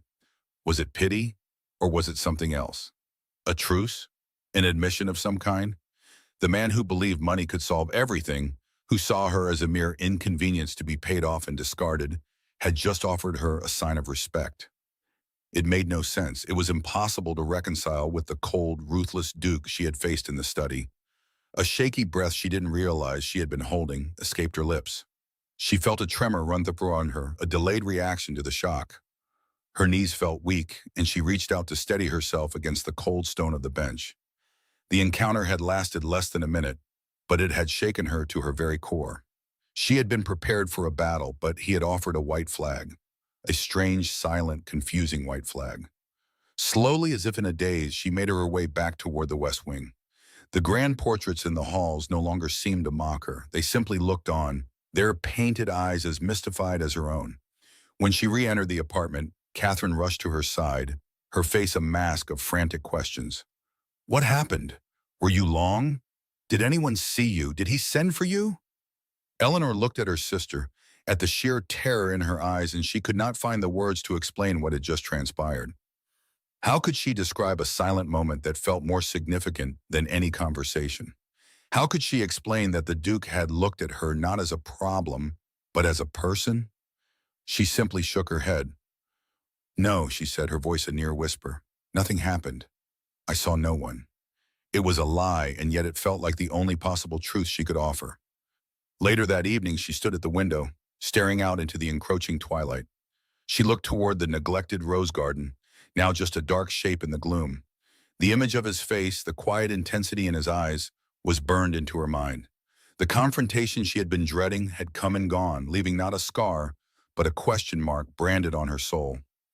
He had thrown her entire world into chaos with his cruelty, and now he had done it again with a single silent gesture. Eleanor touches her throat, her heart pounding from the silent, meaningful exchange. More confused than ever. The memory of his brief nod in the garden was a ghost that haunted the following day. It stayed with Eleanor as she stared out the window of their small sitting room, her fingers tracing the condensation on the cool glass. The silence from the main house was no longer a threat of imminent doom. It had become something else, something harder to define. It was a space filled with questions. Catherine sat opposite her, her sewing lying untouched in her lap, her own anxiety a quiet humming thing in the shared air. She watched Eleanor, her expression a mixture of fear and a fragile, blooming hope she did not dare to voice. For 2 days they had existed in this strange limbo, neither prisoners nor guests, simply waiting for a verdict that never came. Eleanor's heart had finally slowed from its frantic pace after the garden encounter. But now a different kind of rhythm had taken over. It was a low, uncertain pulse that mirrored the drip of melting frost from the eaves outside. She had replayed the moment 100 times. The Duke had not spoken. He had not smiled. He had simply acknowledged her presence with a gesture of respect he had never shown her before. It was a small thing, a fleeting motion, but it had unraveled her more than his initial cruelty. His anger she could understand. His dismissal she could withstand. This quiet, unreadable consideration was a language she did not know, and it left her feeling completely exposed. Suddenly, a sharp, authoritative knock echoed from their door. It was not the timid tap of a maid or the shuffling arrival of a footman with a meal tray. This knock had weight, it had purpose. Catherine's head snapped up, her eyes wide with renewed panic. All the color drained from her face. This was it. This had to be the final summons, the order to vacate delivered by the Duke's steward. Eleanor's own blood ran cold, the fragile peace of the morning shattering into 1,000 pieces. She placed a hand on Catherine's arm, a silent command to stay seated, to remain calm. Her own body felt rigid, a statue of feigned composure. She rose from her chair, her worn skirts whispering against the floorboards. Each step toward the door was a deliberate effort, a battle against the instinct to flee. She braced herself for the face of a stern butler, for the impersonal delivery of their fate. She pulled the heavy wooden door inward and froze. It was not a steward. It was not a butler. Duke Alistair Beaumont stood on their threshold, his tall frame filling the narrow doorway. He was dressed not in formal evening wear, but in the sharp, practical attire of a man overseeing his estate. Yet even in riding boots and a dark wool coat, he radiated an aura of absolute power that seemed to shrink the humble hallway around him. The air grew thick, charged with the shock of his presence. He had never come to the West Wing. This forgotten, dusty corridor was a world away from his polished, silent domain. His being here was a breach of an unspoken code, a deliberate crossing of a line. His piercing blue eyes met hers, and for a long moment, neither of them spoke. Eleanor's mind was a frantic scramble of thoughts. Why was he here? Had he come to deliver the eviction notice himself? Was this some new personal form of cruelty? To watch them as they were told to leave? Her hand tightened on the doorknob, her knuckles white. She could feel the cold metal biting into her palm. He seemed to sense her turmoil, the rigid set of her shoulders, a muscle feathered in his jaw, a flicker of something she couldn't name. Lady Eleanor, he said, his voice a low baritone that was surprisingly steady in the quiet hall. It was not laced with its usual dismissive chill. It was simply a statement. He then glanced past her into the modest sitting room where Catherine sat, looking like a cornered fawn. "May I have a word?" The question was polite, a formality, but it was also a command. Eleanor felt a wave of protective anger on her sister's behalf. She did not want this man, with his cold wealth and unpredictable moods, to set foot in their small sanctuary. This room, with its faded furniture and darn curtains, was all they had left of a private life. His presence felt like an invasion. But to refuse him entry would be a declaration of war she could not afford. She gave a stiff, tiny nod, stepping back to allow him passage. The simple movement felt like a monumental concession. Alistair entered the room and his presence immediately dominated it. He was too large, too imposing for the space. The ceiling seemed lower, the walls closer together. He took in the room with a single sweeping glance. Eleanor watched him, her breath held tight in her chest. She saw the room through his eyes, seeing not the comforting familiarity, but the stark evidence of their poverty. The threadbare rug, the faint water stain near the window, the pile of books on the mantelpiece with cracked and faded spines. She felt a hot flush of shame creep up her neck. This was what he had wanted to be rid of, this genteel poverty, this reminder of a failed contract. He did not comment on their surroundings. His gaze settled on Catherine, who had risen to her feet and was curtsying so low she was nearly trembling. "Miss Vance," he said, his tone softening almost imperceptibly. "Forgive the intrusion." He then turned his attention back to Eleanor. "There are some repairs needed in this wing. A report from the steward mentioned a draft from these windows and some loose slates on the roof. I wanted to inspect the matter myself." The excuse was so thin it was transparent. The Duke of Blackwood did not personally inspect drafty windows in the forgotten corners of his manor. A word to his steward would have dispatched a dozen workmen. Eleanor knew it, and by the unblinking intensity of his gaze, she knew that he knew it too. He was not here about repairs. This was a pretext, a carefully constructed fiction to allow him to be here, in this room, with her. The realization sent a fresh jolt through her system, a confusing mix of apprehension and a strange, fluttering curiosity. "The windows are old, Your Grace, but they cause us no trouble," she replied, her voice more steady than she felt. She would not play along with his charade, but she would not call him out on it either. They stood in the center of the small room, caught in a tableau of unspoken truths. Catherine, sensing the thick tension, mumbled a quiet excuse about needing to check on a pot on the stove, practically fleeing from the room. The click of the door shutting behind her was deafening, leaving Eleanor entirely alone with him. The silence that fell was different from the one in the garden. Here, in the confines of her own space, it was more intimate, more unnerving. Alistair did not seem to be in any hurry to speak. He let his eyes drift around the room again, this time more slowly. His gaze lingered on her small collection of books, then on a simple watercolor of a coastline her mother had painted years ago. He was not judging, he was observing. He was gathering information like a scholar studying a foreign land. Eleanor stood her ground, her hands clasped tightly in front of her. She would not fidget. She would not show him how much his silent assessment unsettled her. Finally, his gaze came to rest on her. It did not hold the coldness of their first meeting, nor the frustration of their argument in the hall. It held a focused, analytical curiosity. And then, his eyes dropped slightly, fixing on the single piece of jewelry she wore. The simple silver locket, resting against the plain fabric of her dress. It was old, slightly tarnished, and held no monetary value. It was the only thing she had never taken off. "I have noticed you always wear that," he said, his voice quiet. It wasn't a question, but an observation. He took a half step closer, a subtle decrease in the space between them that made her heart skip a beat. "It is not part of the Beaumont collection." Eleanor's hand instinctively flew to the locket, her fingers closing around the worn, familiar shape. This was a territory more private than her room, more intimate than her thoughts.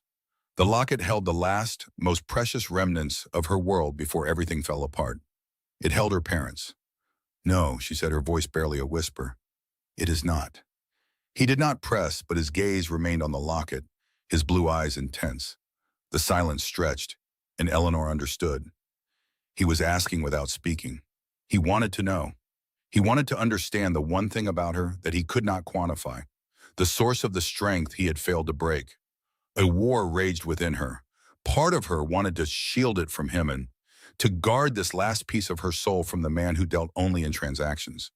But another part, the part that still echoed with the confusion of his nod in the garden, felt a strange compulsion to answer his unspoken question. He had made a journey into her world. Perhaps it was time to show him a map. With trembling fingers, she lifted the locket from her neck. The delicate chain felt cool against her skin.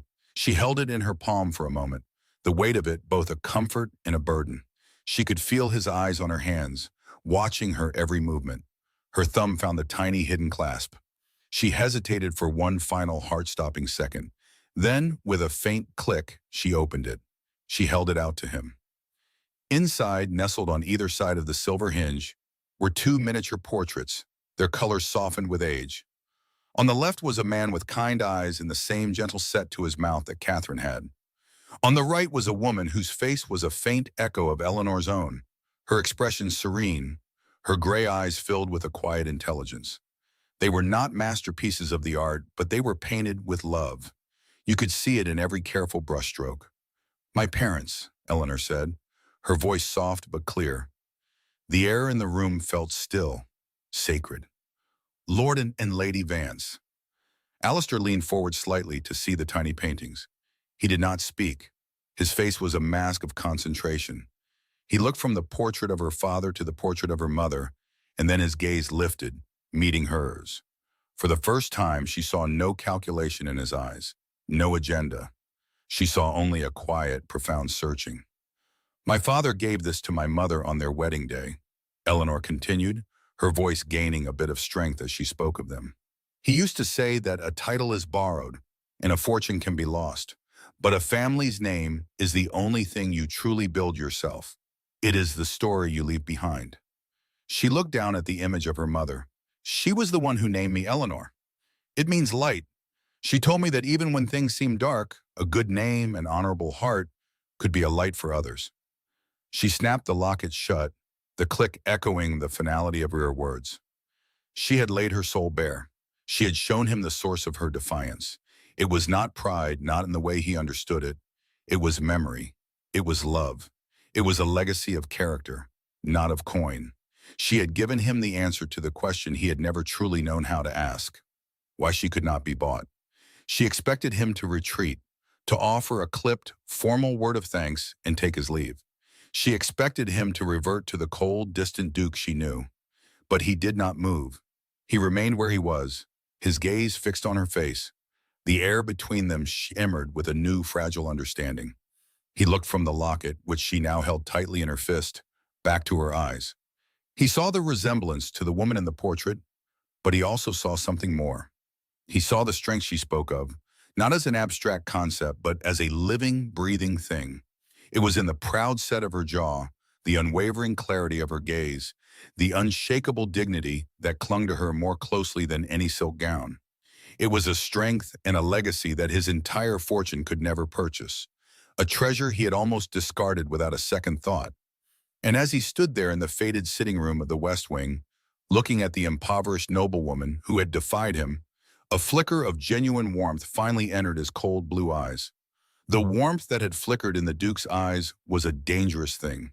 It was a spark in a frozen landscape, promising a thaw that Eleanor was not certain she could survive. In the days that followed their conversation about the locket, An unnerving quiet settled over Blackwood Manor. It was not the hostile silence of before, filled with the threat of eviction.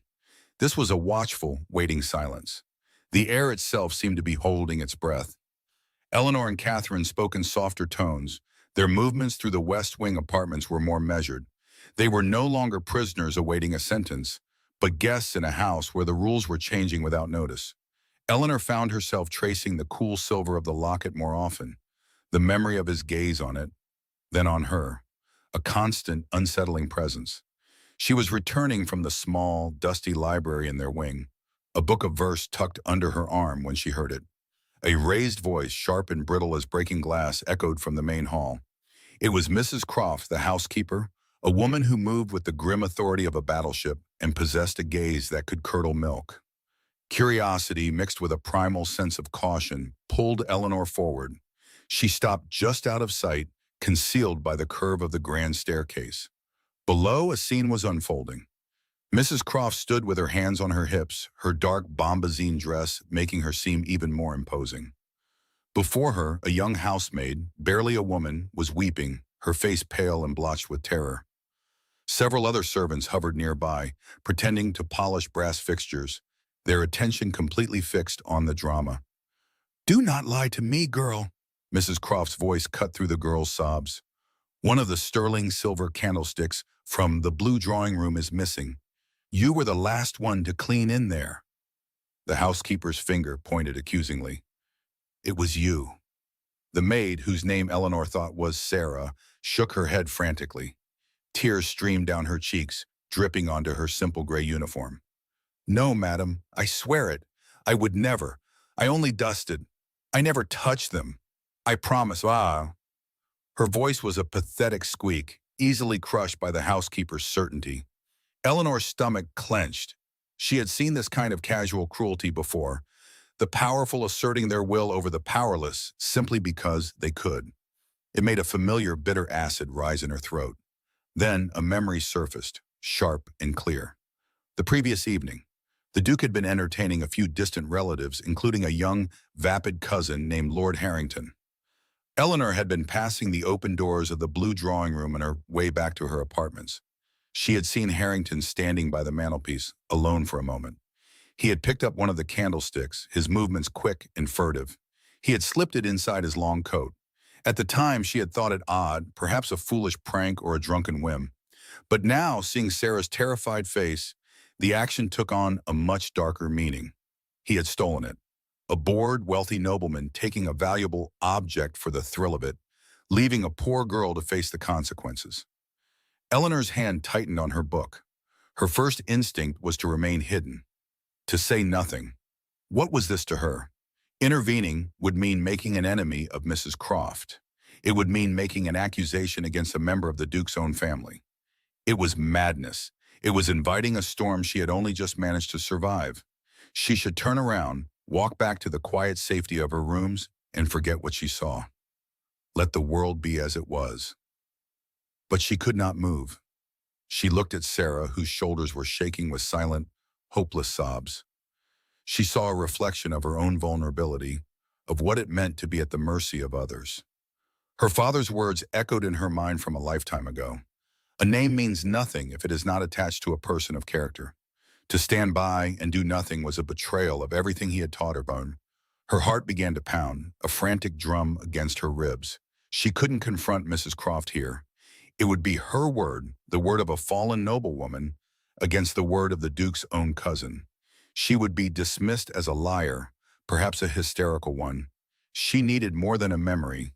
She needed proof. Another fragment of the memory returned. As Lord Harrington had hastily shoved the candlestick into his coat, something small and metallic had fallen to the floor, landing on the edge of the Aubusson rug with a soft clink. He hadn't noticed.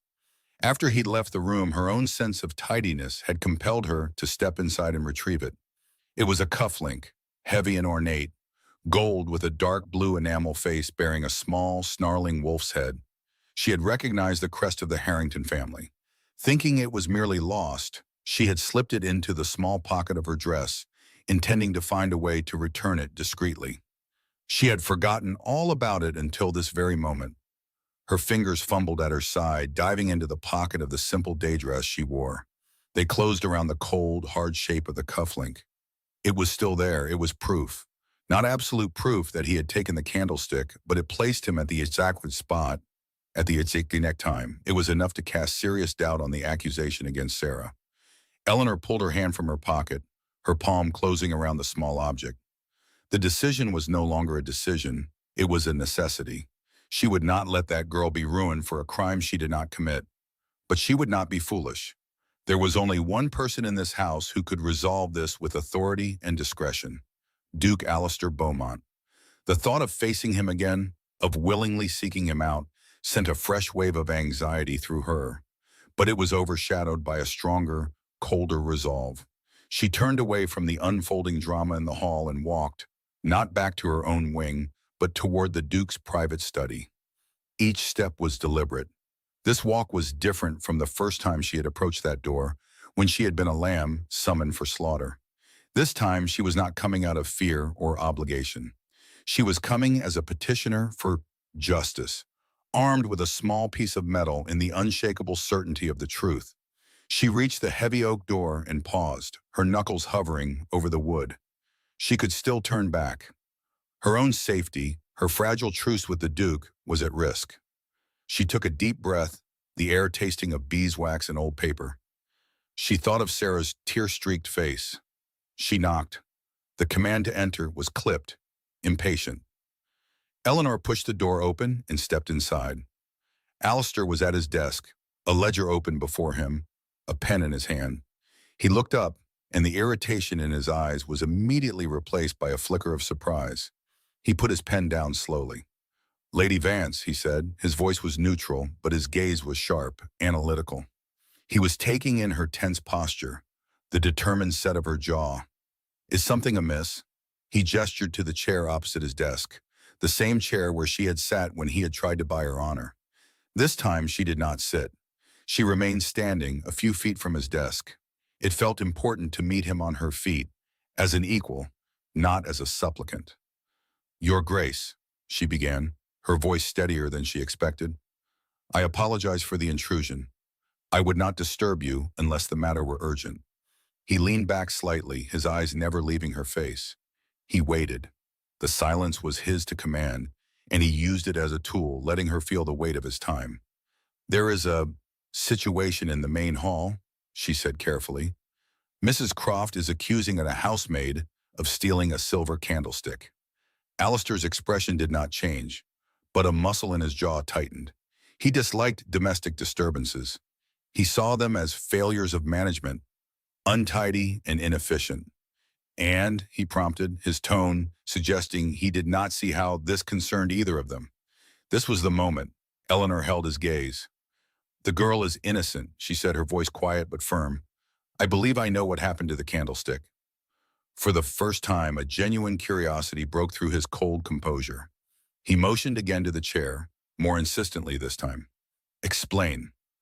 Eleanor took a step closer but remained standing. She described what she had witnessed the night before, her account precise and devoid of emotion. She told him about Lord Harrington's presence in the blue drawing room, his strange behavior with the candlestick, and his hasty departure. She relayed the facts as a witness, not as an accuser. She did not use the word stole, she simply described the action.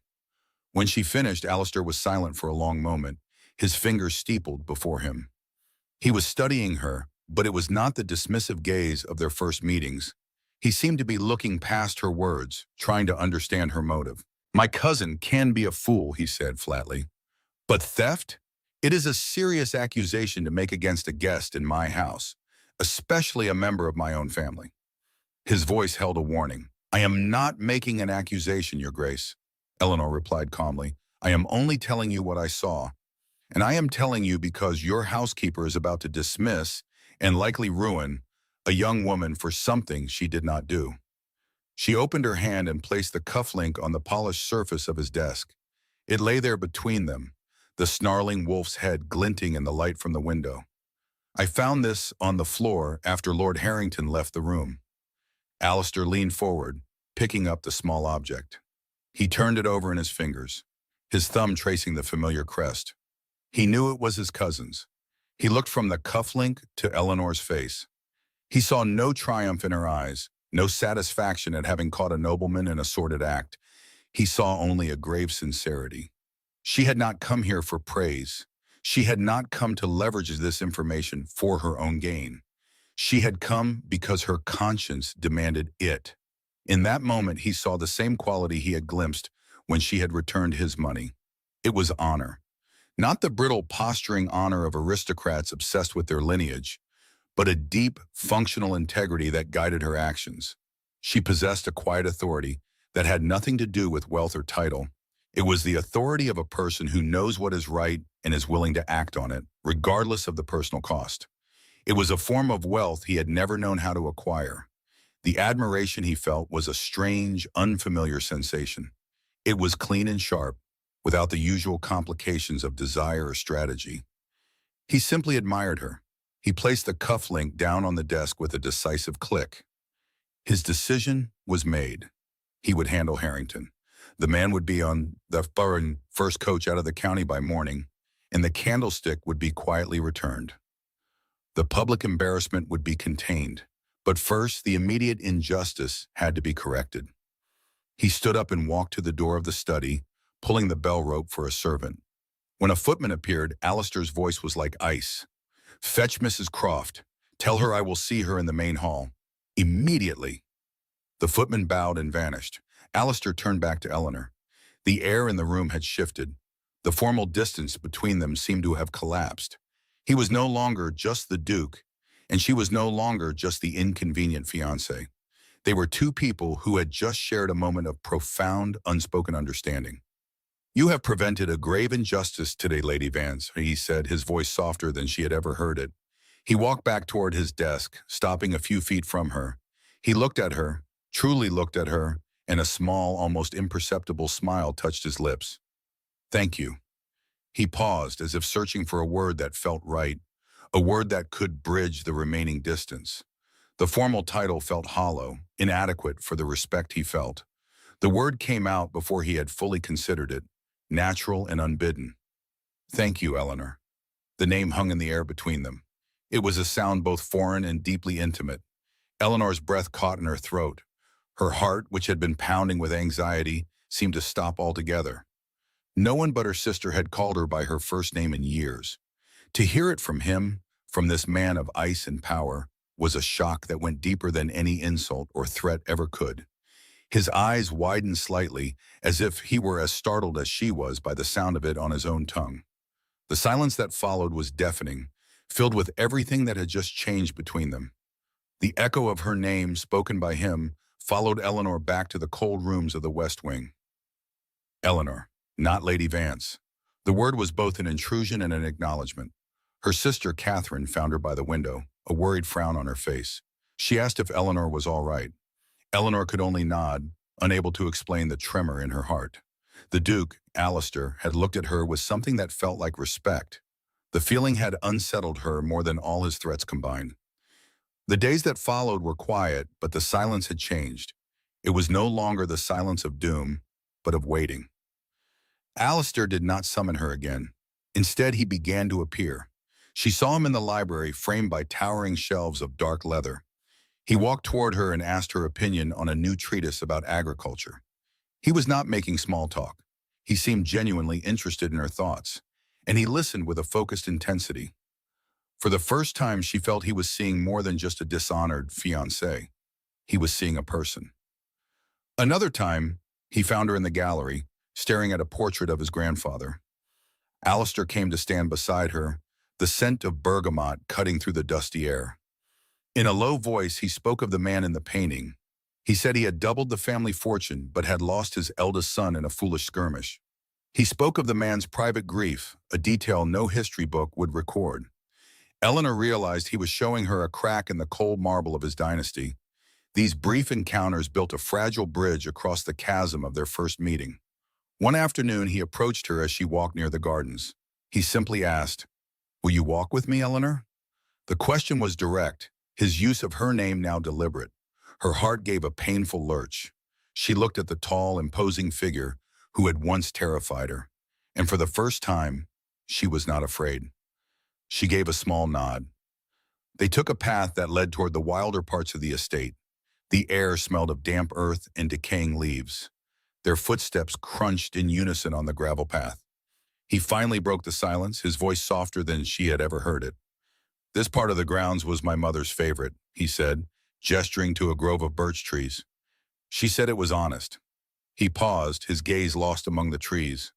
"I haven't walked here in years." Eleanor said nothing, sensing her silence was what he needed. They continued until they reached the edge of a large, placid lake. The water was gray and still.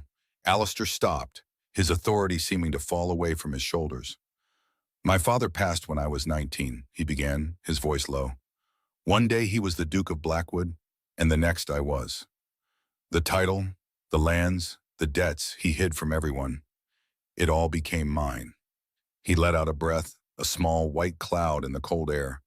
"No one teaches you how to carry the livelihoods of 1,000 people, how to stand alone while everyone looks to you for answers." He turned to her, his eyes raw with a vulnerability she never thought possible. "Everyone wants something, a favor, a contract, a position. Their smiles are calculations. I learned very quickly that trust was a currency I could not afford to spend." His confession hung in the air, a stark and painful truth. He was the most powerful man she had ever met, and also the most isolated. Eleanor knew pity would be an insult. Instead, she offered understanding. Quietly, she decided to offer a piece of herself in return. "I remember the summer before my father's ventures began to fail," she said, her voice soft but clear. "We had a small manor with a leaky roof, but my father would take Catherine and me down to the river. He taught us how to skip stones across the water." A faint smile touched her lips. "He said the secret wasn't strength, but finding the right angle. The world felt simple. It felt safe, Boskim." She looked back at Alistair. "I understand what it is to miss that feeling." Her story was a simple, shared truth. Alistair watched her, his expression unreadable. He had built his life on the principle that emotions were liabilities, a weakness to be suppressed. Yet here was a woman who spoke of love and loss with a quiet dignity. It felt stronger than any fortress he had ever built. He had tried to buy her silence, but it was her voice he now found he could not bear to lose. His gaze moved over her face. He saw the intelligence in her gray eyes and the unshakable resilience. A powerful, unfamiliar impulse surged through him. He needed to close the final distance between them. His hand lifted, his fingers uncurling as if to brush a stray strand of hair from her cheek. The gesture was halfway complete before he caught himself. The armor he had worn for more than a decade slammed back into place. He stopped his hand midair. Slowly, deliberately, he lowered his arm and clenched his hand into a tight fist at his side. He had no right. Not yet. The fragile peace at Blackwood Manor was shattered by the sound of carriage wheels on gravel. It was a crisp, assertive sound, unlike the slow, heavy tread of delivery wagons or estate carts. From their window in the West Wing, Eleanor and Catherine watched as a magnificent coach, lacquered in a deep, glossy crimson and pulled by 4 perfectly matched gray horses, came to a halt before the main entrance. A footman in livery jumped down, his movements sharp and practiced. The air suddenly felt different, charged with an importance that had been absent for weeks. Catherine pressed her face closer to the cool glass, her breath misting the pain. She knew with a sinking certainty that twisted in her stomach. This was not a casual visitor. This was an arrival. "Eleanor," she whispered, her voice tight with apprehension. "Who is that?" Eleanor did not need to ask. She had heard the whispers among the staff, the carefully worded plans Alistair had let slip during their walks. He had spoken of strengthening alliances, of duties to his name that went beyond mere finance. The woman stepping out of that carriage was the embodiment of those duties. Lady Beatrice Croft. Her family's lands bordered the Duke's northern territories, and their political influence was legendary. She was beautiful, poised, and radiating a confidence that seemed to draw all light and attention to her. Her gown was the color of a summer sky, a vibrant blue that made the gray stone of the manor seem even more somber. Her laughter, a bright, clear sound, carried on the wind as Alistair descended the steps to greet her. Eleanor watched him take Lady Beatrice's hand. He bowed, his posture formal, yet there was a public nature to the greeting that felt like a performance for which Eleanor was now an unwilling audience. He was the Duke, and this was the woman he was meant to pursue, the woman he would have already been courting if not for the inconvenient matter of his existing, broken betrothal. A knot of ice formed in Eleanor's chest. The quiet understanding she and Alistair had begun to build felt suddenly foolish. A secret garden now threatened by a storm. She saw herself as Lady Beatrice must see her. A lingering problem, a piece of old business yet to be concluded. That evening, dinner was an ordeal. Eleanor had chosen her best gown, a simple dress of deep green velvet. It was impeccably clean and well mended, but next to Lady Beatrice's silk and diamonds, it felt like a servant's uniform. Beatrice was seated to Alistair's right, the place of honor. She held court effortlessly, her voice weaving through the conversation, punctuated by charming laughs and witty observations.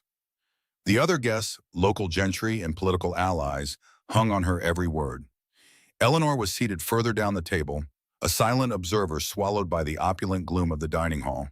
The scent of roasted pheasant and spiced wine mingled with the heavy perfume Beatrice wore, a floral scent so strong it was almost suffocating. Eleanor focused on her meal, on the precise weight of the silver fork in her hand, the intricate pattern on her porcelain plate. She tried to make herself small, to fade into the tapestry on the wall behind her. She could feel Alistair's occasional glances, but she refused to meet them. To do so would be to acknowledge her place in this drama, a role she did not want. She was a ghost at this feast, a relic of a past he was trying to bury. Each peal of Beatrice's laughter felt like a shovel of dirt being thrown onto her own quiet hopes. Then the conversation turned to the local parish and its need for a new roof. One of the guests mentioned the Keenans sighing about the expenses of charity. Lady Beatrice saw her opening. She turned her brilliant smile not on the guest, but down the length of the table, directly at Eleanor. Her eyes, a sharp and intelligent hazel, held a glint of pure malice. "Oh, I am certain the Duke is no stranger to charity," she said, her voice carrying across the sudden lull in conversation. "One hears he is most generous. It is quite admirable, really. Not many men of his station would go to such lengths to provide for the less fortunate."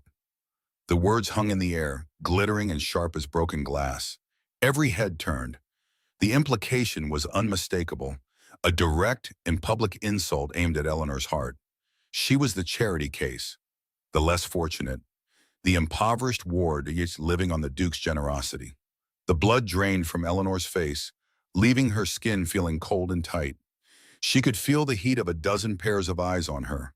She wanted to vanish, to run from the room, but her pride, that stubborn, foolish Vance pride, held her pinned to her chair. She kept her gaze fixed on her plate, her knuckles white where she gripped her fork. The pheasant now tasted like ash in her mouth. A terrible, ringing silence descended upon the table. The guests shifted uncomfortably, avoiding each other's eyes. Catherine, seated opposite Eleanor, looked as if she might burst into tears. This was it, the public humiliation she had feared all along, a brutal reminder of her true position in this house. Then a voice cut through the silence. It was low, measured, and colder than a winter frost. "You are mistaken, Lady Beatrice," Alistair said. He hadn't raised his voice, but it commanded the attention of the entire room. He set his wineglass down with a quiet, deliberate click. He was not looking at Beatrice. He was looking at the center of the table, his profile carved like stone in the candlelight. "This house provides for many people," he continued, his tone dangerously calm. "But do not confuse employment or obligation with what Lady Eleanor offers. Her presence is not an act of charity on my part."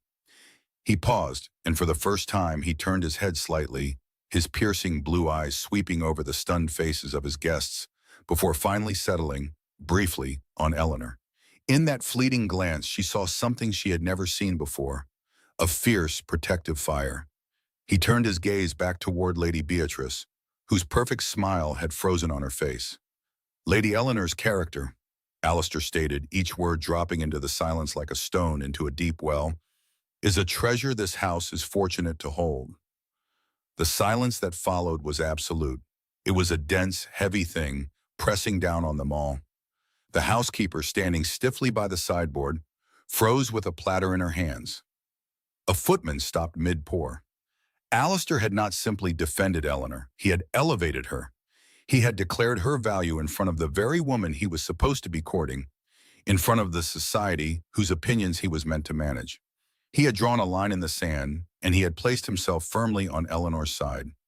Lady Beatrice stared at him, her mask of charming amusement completely gone. Her face was a storm of fury and disbelief. Her mouth opened slightly as if to speak, but no sound came out. She, a woman who controlled every room she entered, had been publicly contradicted, her power nullified in a single sentence. Her perfectly manicured hands were clenched into tight fists in her lap. Eleanor did not look up. She could not. She kept her eyes fixed on the swirling patterns of her plate, but she saw nothing. All she could feel was the violent, frantic hammering of her heart against her ribs. A wild bird trapped in a cage. A wave of heat rushed up her neck and flooded her cheeks. She was mortified and stunned, and beneath it all, she felt a dizzying, terrifying surge of something that felt dangerously like hope. The silence at the dinner table was absolute. Every guest stared at their plate, feeling the heat of Lady Beatrice's fury. Eleanor dared not look up. Alistair's words hung in the air, a shield and a declaration. A treasure this house is fortunate to hold. It felt like a dream she would surely wake from. The next morning, a carriage departed from Blackwood Manor. Lady Beatrice was gone.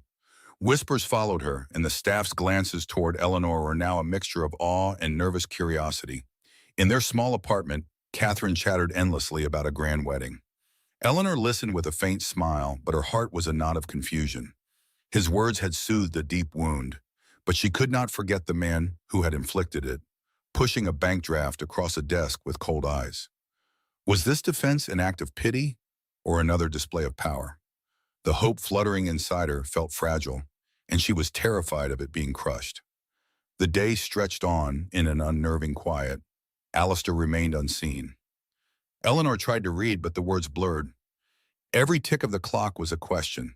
As dusk bled into the sky, she felt an irresistible pull toward the old rose garden. It had become her sanctuary. The moon cast a silver light over the grounds. It illuminated the thorny, grasping branches of untended roses.